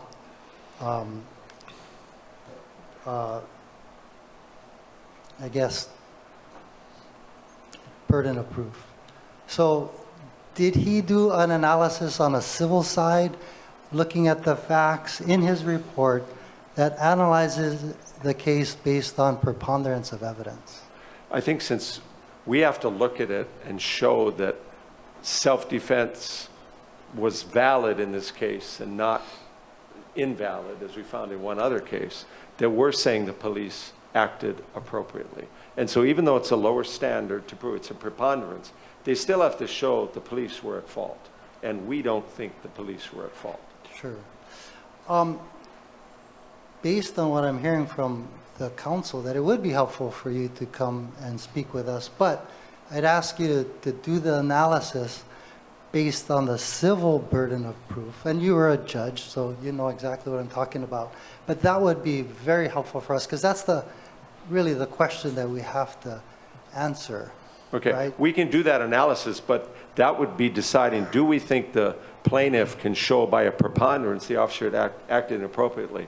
And I can tell you right now, we don't think they did. So we're going to think they're going to fail at that analysis if it's defended appropriately. Okay. But it's a different analysis, right? When you look at criminal versus civil. Yeah, but you're still looking at a factual determination on who behaved the right way, who made the right call, who did the right thing. And in this case, we couldn't find any fault with what the police officers did. And like I say, we're not a rubber stamp. It probably cost me friendships and other things when we tried to, with the police officers. Most of them realize they've got a job to do, we've got a job to do, I'm independent, we're going to do what we think is right.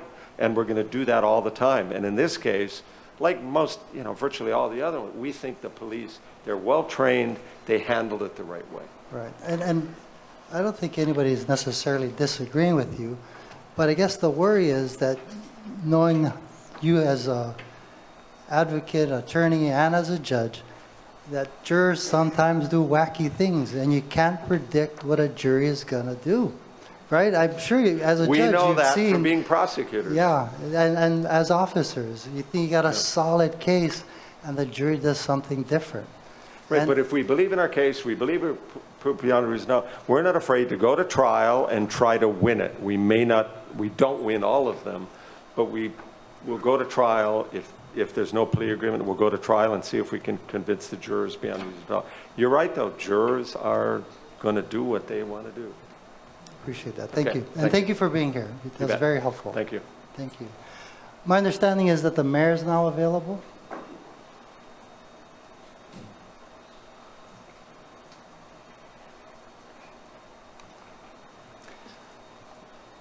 Members, my understanding is the mayor is available by phone only.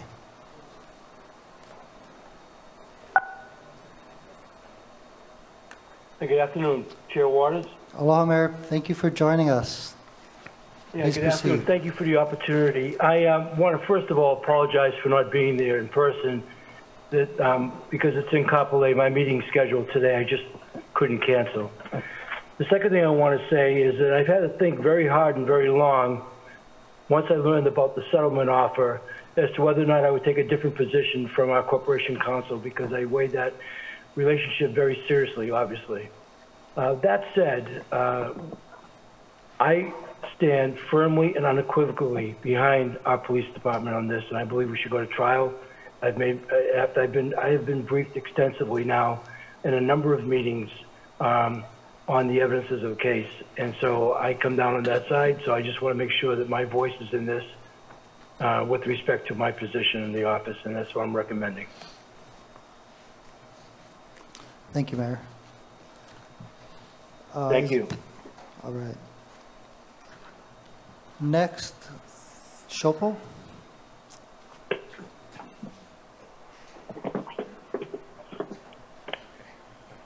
Chair Waters and council members, thank you for this opportunity. My name is Jonathan Fry. I'm the chapter chair for Honolulu, and I'm here representing the State of Hawaii Organization of Police Officers. Much of what I wanted to say is already addressed, so I'll try to keep this a little shorter for the sake of time. We 100% support the opinion of the mayor, as well as our prosecutor. There's absolutely no reason that we should be going to a settlement on this case. Our officers that day, they were just doing their job. They showed up and they were brutally attacked. Our officer had fractured orbital bones, from my understanding are facial fractures, concussions, herniated discs. He's been suffering for 3 years as a result of these injuries. He has not come back to work. He will probably never come back to work. So make no mistake, Mr. Myeni was not a victim that night. What happened is tragic. It all could have been avoided if he had just followed the instructions of the officers when they got there. Our officers tried everything they could to de-escalate. They used taser.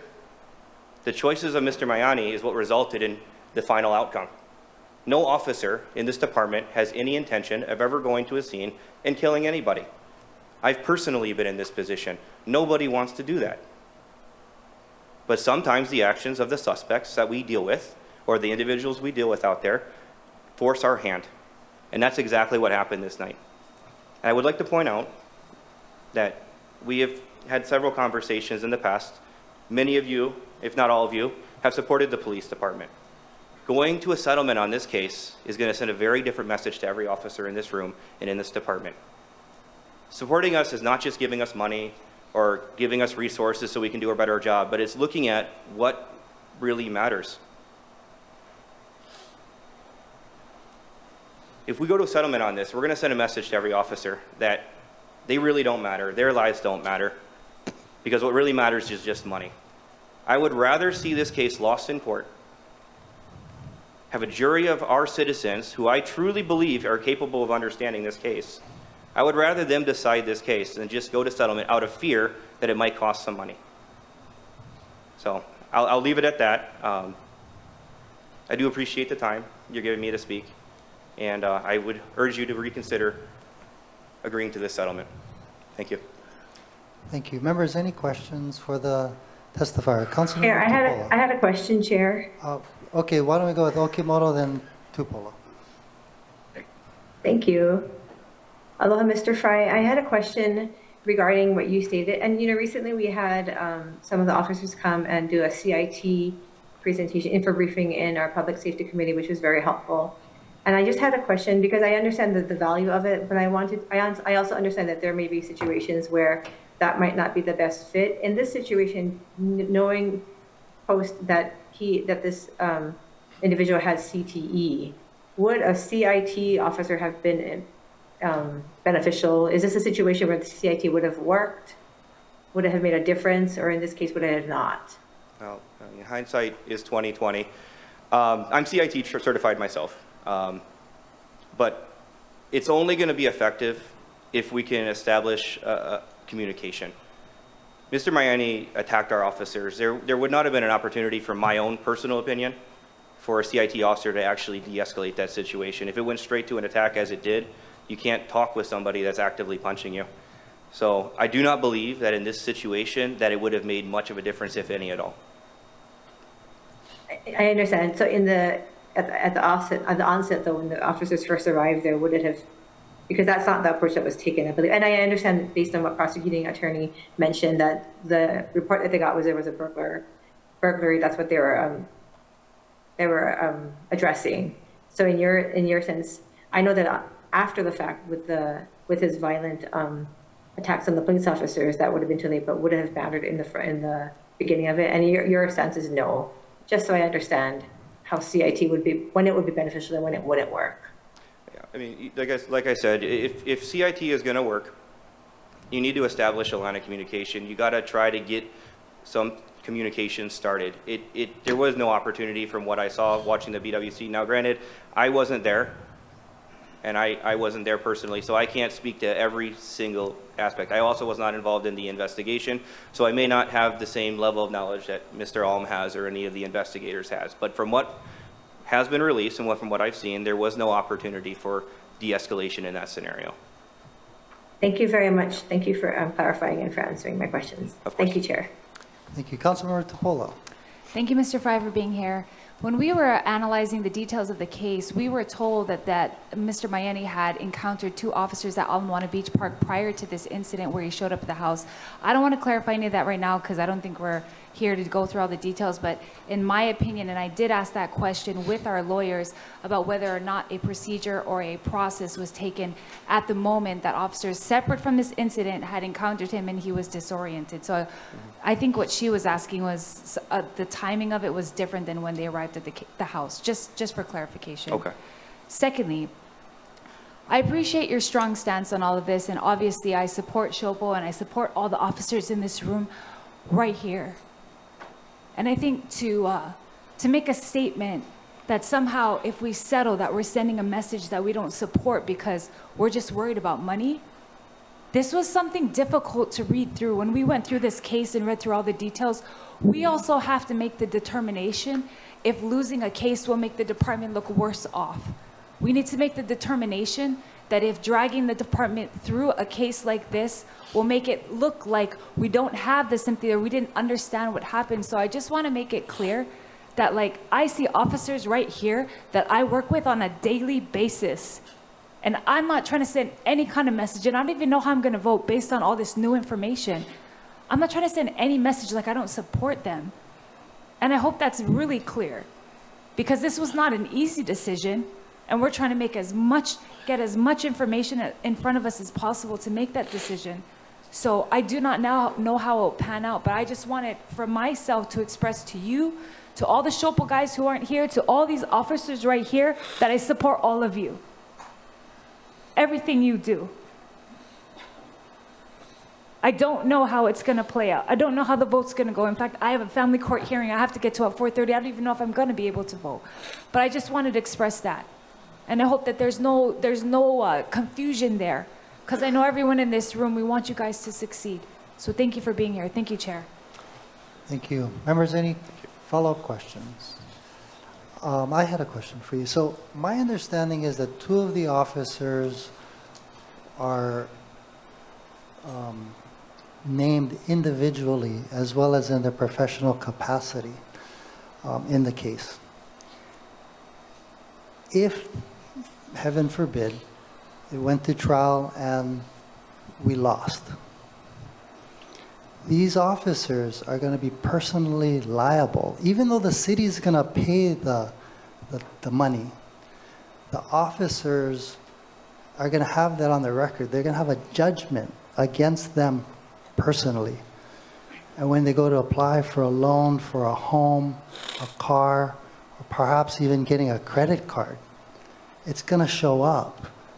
And banks may not, and probably not, give them that loan.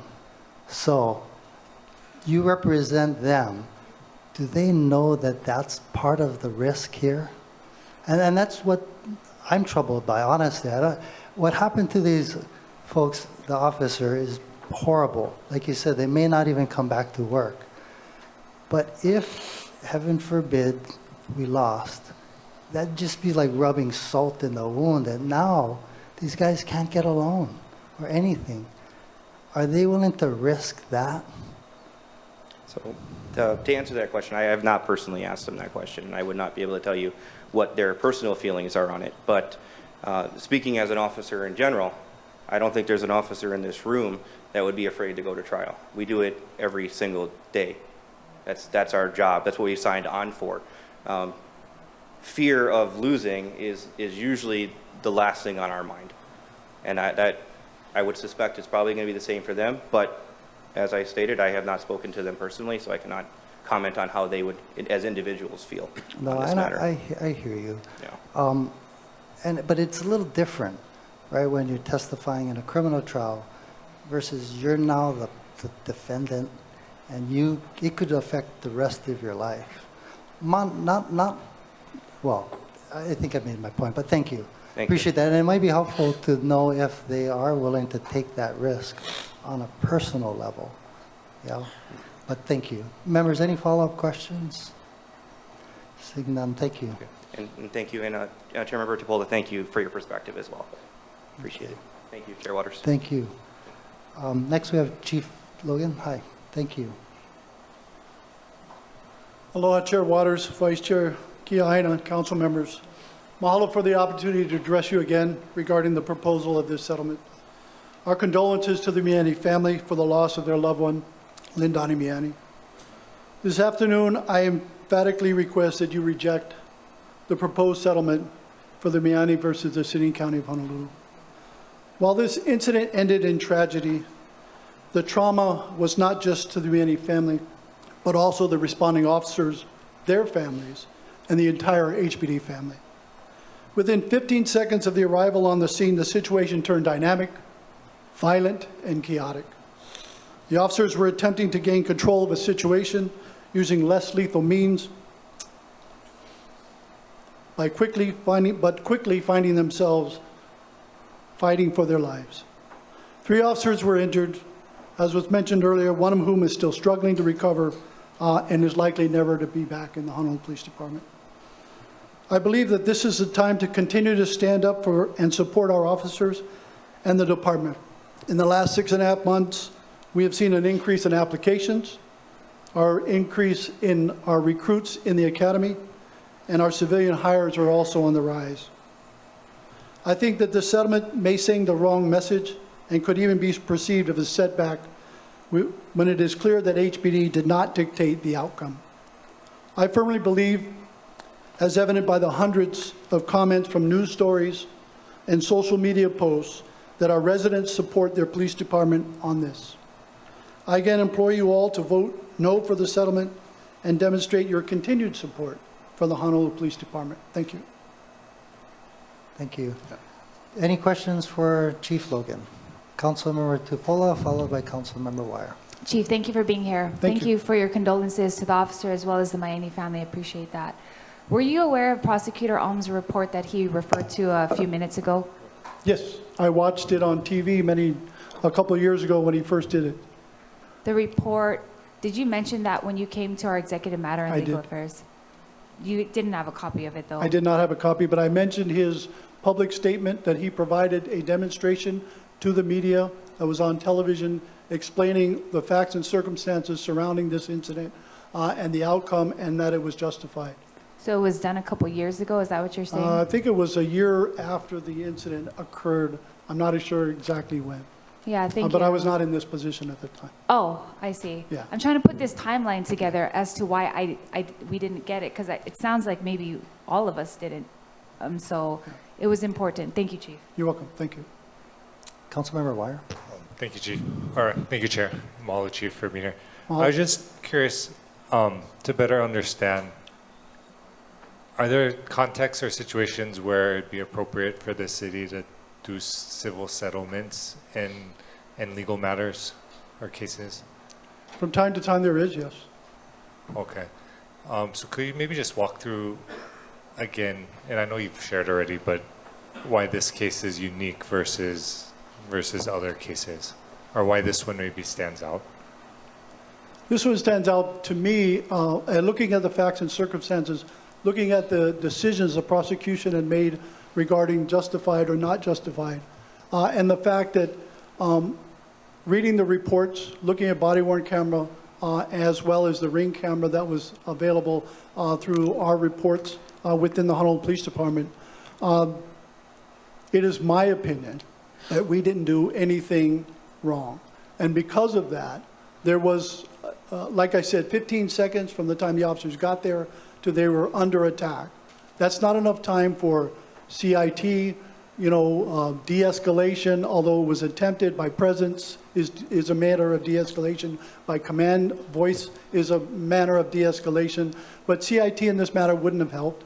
And because of that, I firmly believe, stand behind our officers, their actions, and what they did. So I think for me, it's important for us, as an organization and a body, to gather the city and county behind its police department and say, you know what, there are times to settle and there are times to go to court. And I think this is the case that it's time to go to court and say, you know what, win or lose, we're standing behind our police department and we're in support of that. Mahalo. Thank you, Chair. Thank you. Any follow-up questions for the chief? Seeing none, thank you, Chief. Thank you. I'd like to open up to anybody else who'd like to testify. Prosecutor Alm. Just in response to the question, the incident was on April 14, 2021.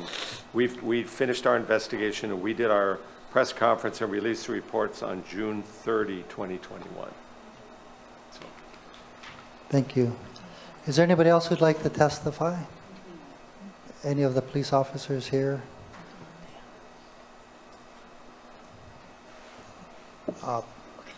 Mr. Bickerton?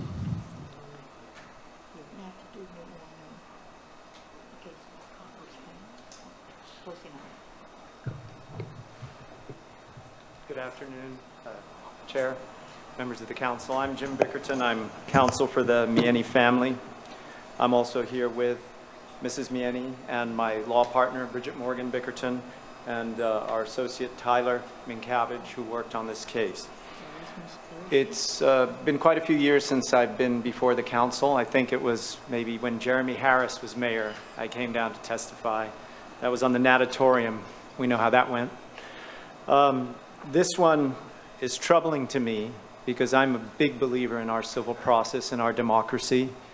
I have never been in a democratic institution where there were 50 armed men and women standing behind me, taking the position. I mean, really, I feel there should be some kind of rule. If they want to do that, leave your guns home and come down and be citizens to testify.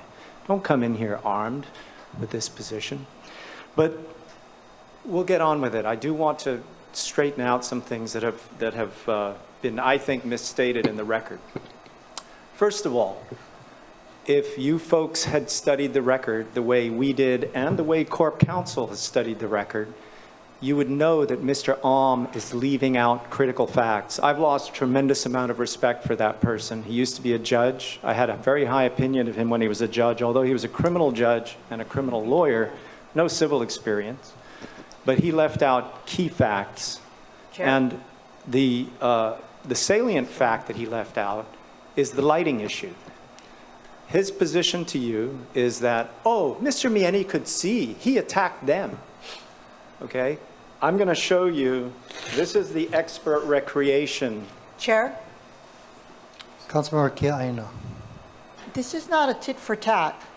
I recommend that the testifier state his case and not attack any other member here. Yeah, if you could just state your case. I'm happy to do that. I did allow the prosecutor to point out facts, so I'm going to allow him to Yeah, point out I'm happy to facts. point out Correct. facts. Facts are facts. There's truth and there's untruth. Could Mr. Myeni see the person? If I came up to you at night, you're standing on a lawn, on a home, and I point a gun at you and put a flashlight in your face and tell you to get on the ground, I am breaking the law. I am committing an assault. I am the first wrong actor in that situation. That is what Officer Orozco did. He didn't say he was an officer. It only works if Mr. Myeni knows he's an officer and then attacks him. You can hear on the body cam video, Mr. Alm has never talked about this, but you can hear Mr. Myeni go, "Who are you? Who are you?" right as he hits him. This is what Mr. Myeni could see. He can't tell who this person is. The person he is talking to, quiet, politely talking, they're engaged in a conversation with the first officer. This person is barging in from behind him with a flashlight and a gun, saying, "Get on the ground, get on the ground." The whole case turns on who was the first assaulter. And juries can look at these facts and come to different conclusions. And that's why you have to understand what the lighting was that night and whether Mr. Myeni knew that Officer Orozco, who was breaking police procedure by not announcing himself, by approaching a situation that was already under the control of the first officer, stepping into that armed, pointing a gun and a flashlight and shouting, "Get on the ground." This is during the very week of the George Floyd trial, and you're telling someone to get on the ground. You're not identifying yourself. Mr. Myeni had two choices. He could run for his life, maybe he gets shot in the back, or he could turn around and resist the person. It's his legal right. It was his legal right to resist that unlawful command from an unannounced person telling him to get on the ground who was not identifiable. Then we have a situation where 3 officers and 1 individual unarmed. I understand he's fit, he can fight, but the Hawaii Supreme Court has said that the use of deadly force is unlawful against an unarmed person unless the person using the deadly force is outnumbered. This was the reverse of that situation. There were 3 to 1. They had tasers, only 1 of them used them. They had batons, nobody deployed a baton. If you look at the actual timing of the situation, you'll see that mere seconds went by. There were no commands to de-escalate. There was no announcement of police. The first words, police, were after they had shot him 4 times. So the facts are what the case rests on. The facts are what the city attorneys and we and the judge and the mediator look at. Mr. Alm, for whatever reasons, comes and leaves out the critical facts. And so he's also not party to this. And his report, this is something I really want to emphasize, his report came out 2 years ago. In 2020, actually almost 3 years ago, more than 3 years ago. It was the beginning for both sides to look at. We spent 3 years tearing holes in that report. He hasn't moved 1 inch off that report. He hasn't looked at the evidence that was developed. We questioned all the officers, all the witnesses under oath. All the experts were questioned under oath. The case was within a few weeks of a trial date when the settlement was reached with the mediator's help. So to now come in, it's one thing when I have to negotiate with city attorneys, but do I now have to negotiate with Mr. Alm and with HPD as well? What lawyers are going to settle cases with the city? And Mr. Chair's question about the protection of the officers. I see a lot of officers here. You know who I don't see here telling you not to settle this case is Officer Orozco and Officer Sylvester. They're not here. I took their depositions. They're quite sheepish about this whole thing. They don't feel good about this. We have compassion for them. They were put in a bad spot through mistakes that were made in the way they approached this person. He had every right, Mr. Myeni had a right to defend himself from an unknown assailant with a gun. And it escalated wildly and fast, but there was no need or reason for someone to be killed who was unarmed. Those are the facts that a jury would hear. And we believe we can show the damages in excess of $5 million. We believe that that could happen in this case. The city attorneys believe that the opposite might happen. Mediators and judges look at it, assess the risk and probabilities, and everyone is protected by this. Not only the parties, but the city of Honolulu as well. The eyes of the world were on this case, and still are. This case was in the newspapers in New York, in Europe, in London, in South Africa, all around the world. And what the council does in approving this settlement is bring closure and peace to a very, very tragic situation that left a black eye on this city. And you show that you understand the situation, you understand that nobody is perfect, you understand that mistakes were made, you understand there's risk, and you understand that the city needs to do something to get this resolved in a way that brings closure and peace not only to the Myeni family, not only to the community, but to the officers involved as well. One last comment I want to make is there's this suggestion of this massive violent guy who destroyed these officers. One officer, first of all the officers were hanging out for hours at the scene. No one was transported in an emergency. They were all interviewed. It's all on body cam. I have here the tape of the officers telling each other, oh my God, it was so dark, I couldn't see, I couldn't see. Mr. Alm never mentioned that in any of his reports, but it's right on the tape. I could play it for you right now, it's teed up. So these same officers were eventually told by their boss, go down to the hospital and check out. One of them had a scratch on his ear. The other one was sore and bruised and had a sore knee. No medical treatment required. The third one, we do acknowledge, had a fractured cheekbone and a concussion. Why has he not gone back to work? I think the reasons are also psychological. He killed a person. And what's important to understand is when he fired that first shot, Mr. Myeni wasn't touching anybody.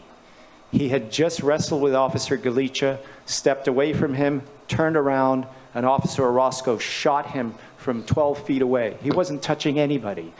Mr. Myeni now believed he was going to die. These unknown people shining the tactical lights in his eyes had now shot him. It was all going to be over soon. He jumped on Officer Orozco at the 27-second mark after first contact. 27 seconds after first contact, he jumped on Officer Orozco. Officer Sylvester didn't give any commands. It's all on tape. He didn't say anything. 2 seconds after Mr. Myeni jumped on top of Officer Orozco, Officer Sylvester shot him 3 times and then shouted, police. 2 seconds of beating on the ground. You can watch the tape, you can listen to it. You cannot argue with camera. You can come here and pose and posture, but this case was based upon 911 recording, ring bell video recording, body-worn camera recording. There was no room for argument over what the facts were. And these facts will be presented to a jury, and they won't come to the same conclusions that Mr. Alm came to. And they will not simply back the blue. They will make a fair and independent decision. And a big question that they will ask, and I will ask the jury, is if an officer comes up to you at night, shines a light in your face, doesn't tell you he's a cop and you don't know he's a cop, but this person's telling you to get on the ground, do you obey him? Do you have the right to resist that? I think most people in this city would say, I want to have the right to resist that, with my fists at least, and not be shot dead. Thank you. Members, any questions for Mr. Bickerton? Chair. Councilmember Tupolo.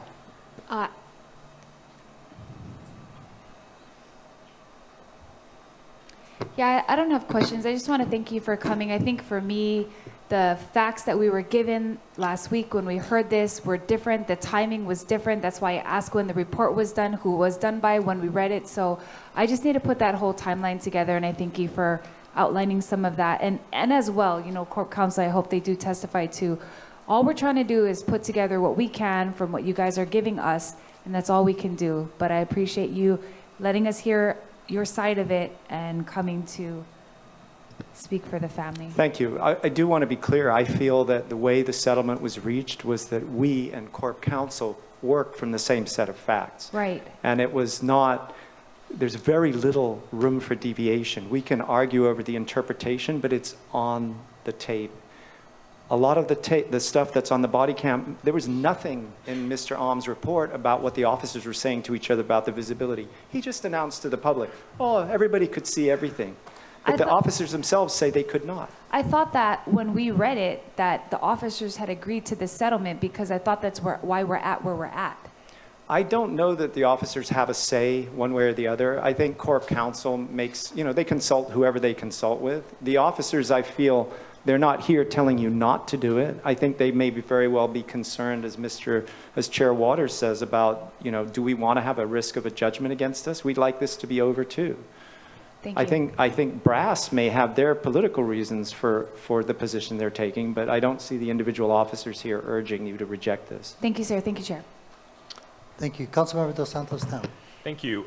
Without getting into the specifics of this case necessarily, Mr. Richardson, you did show us the lighting exhibition. I have copies for everyone. I imagine there are many others. So in a typical case like this, which is very complex, there are multiple other experts as well who would likely be called. What general nature might these experts opine on? Okay, so what sorts of topics? So first of all, the city did not have a lighting expert and did not attempt to recreate this. And I think because really, this is common sense. If I told you it's a dark night, there's no moon, and you're on someone's lawn, and this light is tactical light, very bright, being shone in your face, you'd kind of agree, yeah, that's what I'd see.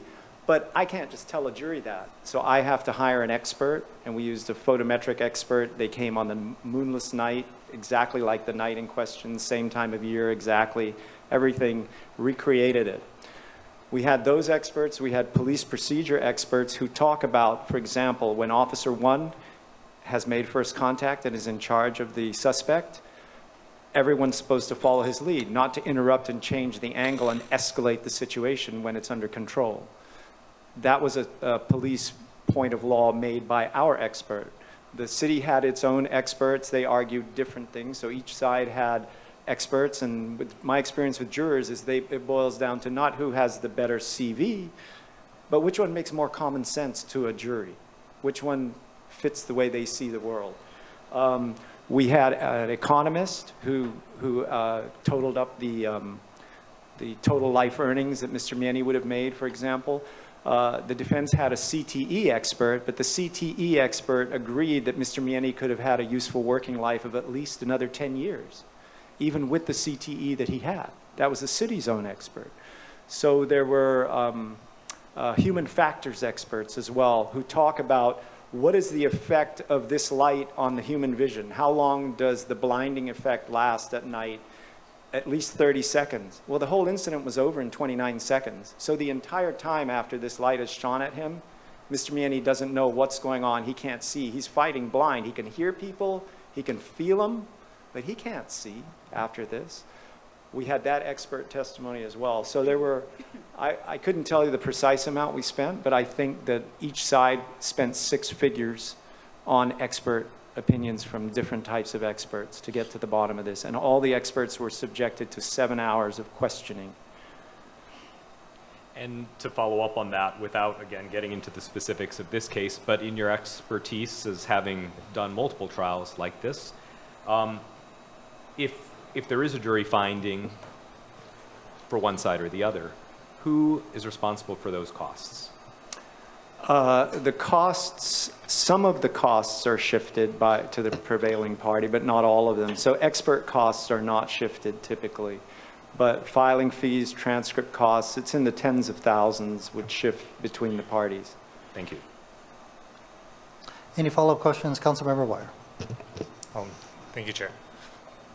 And mahalo for being down here, Mr. Pickerton. I'm curious, so in the settlement discussions and I guess the proposed agreement, is there any admission of guilt or liability on the part of the city or the officers in particular? None. I've been doing this since 1981. That's a long time, over 40 years. And that's in every single settlement agreement I've ever entered into on either side, because I used to do defense work when I started. There's always a statement that there's no admission of liability. That's part of what you're getting for the settlement. You're avoiding the assignment of responsibility or fault by a jury. Appreciate that. And I guess just following from that, what do you think is reasonable for us to expect if the council approves the settlement, understanding that we're not a jury, right? We're not here for necessarily the facts to be litigated before us, right? Where our main, I think, responsibility and why these legal decisions come through council is because our responsibility to appropriate funds, right? And of course, we make assessments based on the advice of council. And so that's, I'm just kind of curious, like what we should expect from here if the settlement was approved in terms of the public conversation and framing, because I did read your testimony. And so I am appreciative of the expertise you bring in terms of your litigation experience, and of course have a lot of remorse and empathy, and my heart does go out to the Myeni family. But I guess in coming back to the conversation as it's happening today and as it's been presented in testimony, I am concerned and do wonder if going forward from here, if a settlement is approved, that it would be framed and presented to the public and the media, who have been here all day, I think, particularly for this case, would be presented to them as potentially some indication that there was wrongdoing on the part of our law enforcement officers, including the officer that was injured.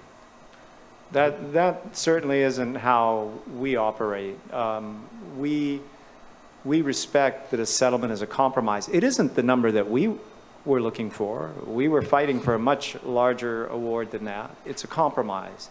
And you don't crow about a compromise, you accept it. And you're humbled by it. And you respect that the other person saw things the way you did, and you share this common understanding. I don't see it as a win or a loss for any party. It's parties working hard to reach consensus and understand a complex set of facts and produce something that represents justice for everybody. But it is not real justice for any one person, because it's a mix. So I don't see it that way. I think there is a real problem with people coming before you and saying, oh, this is a slap in the face to the officers. And I really don't know. I've never heard this kind of reaction to a settlement, and I don't really understand it. You know, someone talked earlier about the race card. We haven't played that today. We haven't talked about that. But I have to ask myself that question. I have to ask, why does this man get this treatment? Why? That's a good question to ask. But we're not here to declare victory or to say that somebody lost or gained something. We're here to thank the council if they vote to approve it, and appreciate the closure that you've given to the family, these two little kids who won't have a dad, but they will have a future with some of these funds. A widow who no longer really has to struggle as hard to raise two kids on her own, and two officers who can put this behind them and move on with their lives, and the public that can feel like, you know, there's something for everybody in a settlement. There's some peace in this now. And Honolulu is not a racist city. It is not. It is the place where people can welcome. One of the things that really upset us was watching when the news said, Mr. Myeni was a man who moved here from South Africa. His wife, her parents, her dad went to Punahou, her mom went to Kailua, or the other way around. Her grandparents lived here. She was bringing her new husband home to her home where she grew up, because this is a racially tolerant society where their children of color could grow up, not like some of the places they had been to on the mainland. And that didn't work out for them. But this is a way to say, you know what, it should have, and we're sorry it didn't. And we hope that this can heal everyone to some extent. That's where we're coming from on a settlement. We're not here to brag about it. We're here to find peace for everyone. I appreciate that insight. Thank you, Chair. Thank you. Any follow-up questions, members? Okay, thank you. Thank you, Council. Is there anybody else who'd like to testify before I call up Corporation Counsel? Please come forward.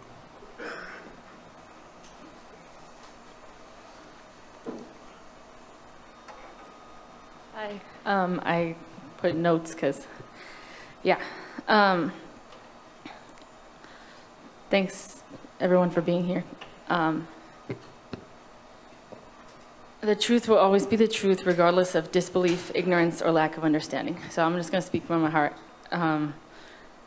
You know your husband and you know your wife, and someone can't tell you something about them when they didn't even spend a minute with them and they didn't even give them a chance to talk. And if you had talked to him, he would have convinced you of anything because he was such a good speaker. I used to say, don't lawyer me, because he was so eloquent with his words. You always win an argument. Yeah, to me, it's like he took off his shoes, he greeted, he said his name. Even when I look back, he said sorry, he left, and at the end, his last words were, why did you shoot me? And I, at the time, 5 blocks away, had dinner on the table. I made him baked chicken, and I thought he was coming home, and I only found out the next day. And I wanted to say to the 50 officers who showed up today, thank you for showing your condolences for your fallen African brother. I know you feel bad because not one of you looked me in the eye. We've been here for hours. Not one of you looked me in the eye. Everyone looked away because you're human and this was an act against humanity and you know it. Did you know that he actually applied to be a cop when he was 19? His uncle's a cop, his cousin's a cop, his dad was a cop. He was almost one of you. I wish you guys had just talked to him like a human and not exterminated him like a... it was a Wednesday like this, 3.5 years ago this week, 1,274 days ago. He would have been 33 this month. Since you never got the chance to talk to him, since he was killed in less than a minute of arrival, I will tell you something about him. He spoke 5 languages. He went to private school. He made it to top 25 in South African Idols. He studied engineering. He was a gentleman, an Eagle Scout. He was a leader in the community. He was a mentor. The most respectful and intelligent man I've ever met. I met him on a mission trip. He loved his mom. She was his bestie. I buried his mother, him, his grandma, his dad, and a month ago, his sister. His grandma even came to me in a dream last night, and I just felt reassurance that today is going to be okay.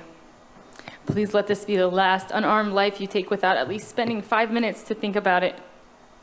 As officers of peace, we need better training, better attitudes, and less fear-based escalations. I believe that it can be better. My 5-year-old son knows who killed his dad. He came to me the other day out of the blue and said, the cops who killed Daddy shouldn't be a cop anymore. He should be a firefighter. May this be the beginning of Africans in Hawaii and not the end. They have a lot to teach us about respect, honor, health, and humanity. Despite the pain in my heart, I don't hate any of you.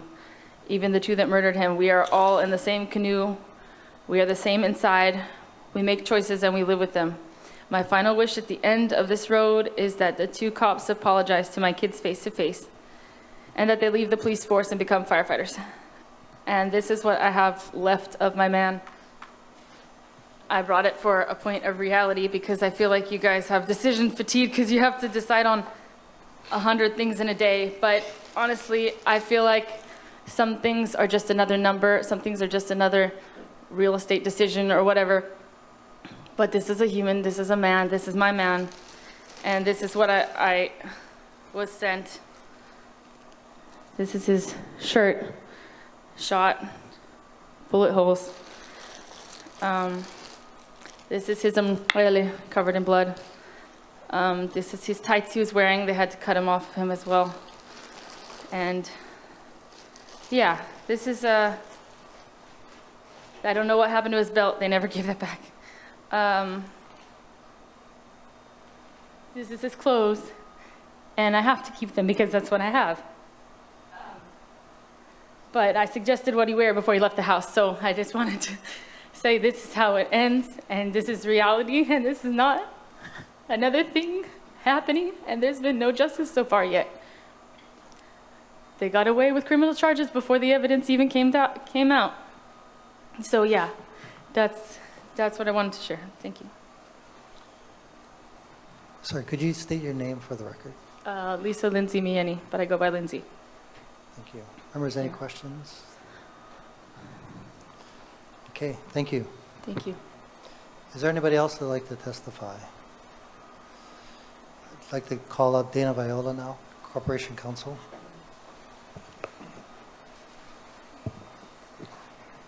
Good afternoon, Chair and members of Council. Dana Viola, Corporation Counsel. So I don't want to go through any of the facts of this case. If you want to ask me legal questions regarding CORE's analysis, I recommend that we go into executive session so I can advise you. We don't want to litigate this case in open court because if this settlement is not approved, then we still have to go to trial. And I don't want to jeopardize the defense of the city or the officers by discussing the facts of the case with you or my legal analysis. So I just want to clarify my responsibility in light of the testimony that has been already given. My responsibility as Corporation Counsel, as the Chief Legal Advisor and the legal representative of the city, is to evaluate the city's civil liability, which is very different from analyzing criminal culpability. CORE deals with different laws and different burdens of proof than the prosecuting attorney. In analyzing a civil matter, we thoroughly investigate the evidence in the case, and many times in cases like this, it takes years. So this workup, and I think in this particular case, we did spend just under 3 years working on this case. The workup specifically involved extensive discovery, review of all documents, tapes, videos, taking depositions of parties and witnesses, consulting experts, human factors experts, police practices expert, an economist, and a psychiatrist/neurologist. We facilitated a mock jury, and we engaged with a settlement judge and with a mediator. So after evaluating all of the evidence, all of what we took 3 years to study, we do a risk analysis, and then we try to determine what would be in the best interests of the city and the defendants, and the officers in this case. I respect the positions of the mayor, the chief of police, and the prosecuting attorney, but they have very different responsibilities that do not require that they engage in the process required of CORE by law. I stand by the analysis that we did in recommending this settlement. But I want to make clear that if council elects not to approve the settlement, we will vigorously defend the city and the officers.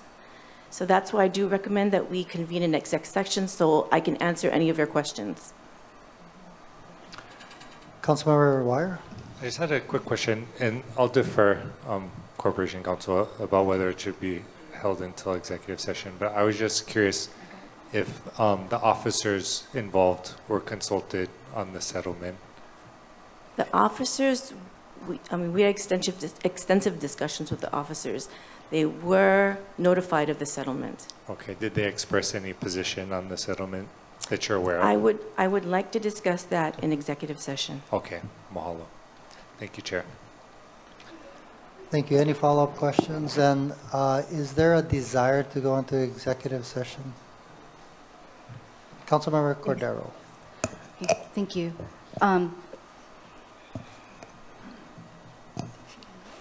Never mind, you answered it already. Thank you. Okay, Councilmember Say. Yeah, I would love to go into executive session. Okay, Executive session. okay. Why don't we do that? Chair? Councilmember Did Kapiʻolani. we just lose Councilmember Tupola already? I do not know. Yes. And we are going to lose Councilmember Cordero. So I guess in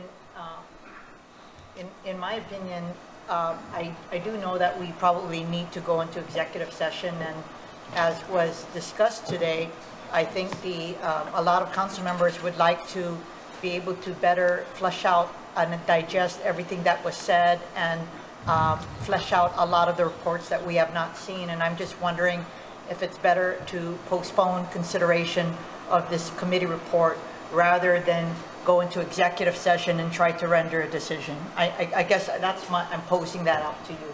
And if you determine that we go into executive session, I will support you and I will stay here for that. It is 10 minutes to 5.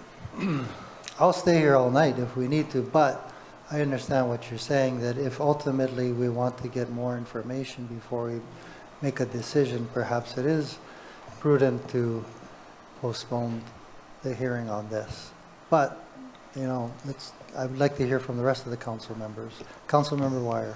Thank you, Chair. I would echo the sentiments of Vice Chair Kiaina in terms of if we go into executive session and then come out and still want additional info, it would just delay it even further. And I think committee might be a better venue, especially if Prosecutor Alm was going to provide additional reports to all of our offices. And, you know, of course, if we have that conversation, I don't know how it would work in terms of if it needs to get referred back. But, of course, I'll defer and support whatever you prefer. Well, it does appear that we lost Councilmember Tupola, and I understand that another council member needs to leave. So I really do want this to be a decision of all 9 of us.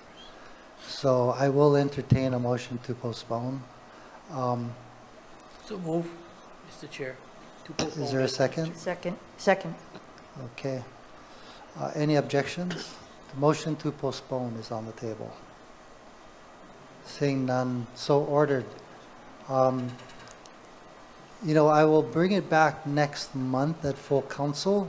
However, if after consulting with the attorneys, we could always bring it back to committee if we like it that time. But at this point, I want to keep it alive.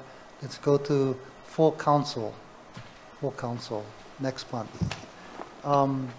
Mr. Clerk, do you have a date so that I can tell everybody in the audience what date that'll be? Full council? November 7th? Yeah, Thursday. Thursday, November 7th, right after the election. Thursday, November 2nd. Okay. Thank you for all the testifiers and all you folks being here. Hope you understand that this is something that we're not taking lightly. We do want to get as much information as we can. And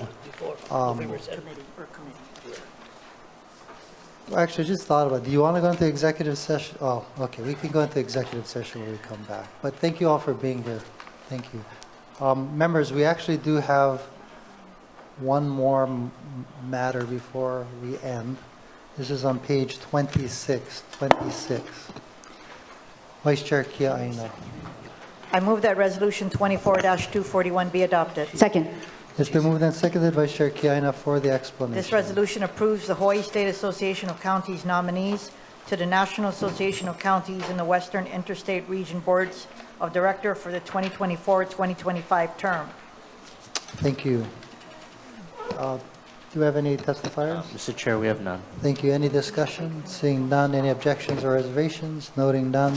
Resolution 24-241 has been adopted. On page 27, Vice Chair Kiaina. I move that Resolution 24-245 be adopted. Second. It's been moved and seconded. Vice Chair Kiaina for the explanation. This resolution relates to the transfer of funds. Thank you. Do we have any testifiers? Hello, yes. My name is Max Callahammer with the Department of Transportation Services. I'm just here to answer any questions. Thank you so much. Members, any questions? Seeing none. Members were in discussion. Noting none. Any objections or reservations? Seeing none. Resolution 24-245 has been adopted. Vice Chair Kiaina. I move that Resolution 24-246 be adopted. Second. It's been moved and seconded. Vice Chair Kiaina for the explanation. This resolution accepts a gift of a Generac 20,000 watt backup generator model 739 valued at $5,000 to the city from the State Department of Land and Natural Resources Snell Extinction Prevention Program. Thank you very much. I note that Director Dita Holyfield has been here patiently waiting all day. Would you like to say anything? Not necessarily. Okay. Thank you. Members, we're in discussion. Seeing none, any objections or reservations? Noting none, Resolution 24-246 has been adopted. Thank you, members. Any announcements? Seeing none, Vice Chair Kiana for the motion to adjourn. I move that the meeting stand adjourned until Thursday, November 7th at 10 a.m. Second. It's been moved and seconded. Any objections? Noting none, council stands adjourned until Thursday, November 7th, 2024 at 10 a.m. Jim, can you guys go get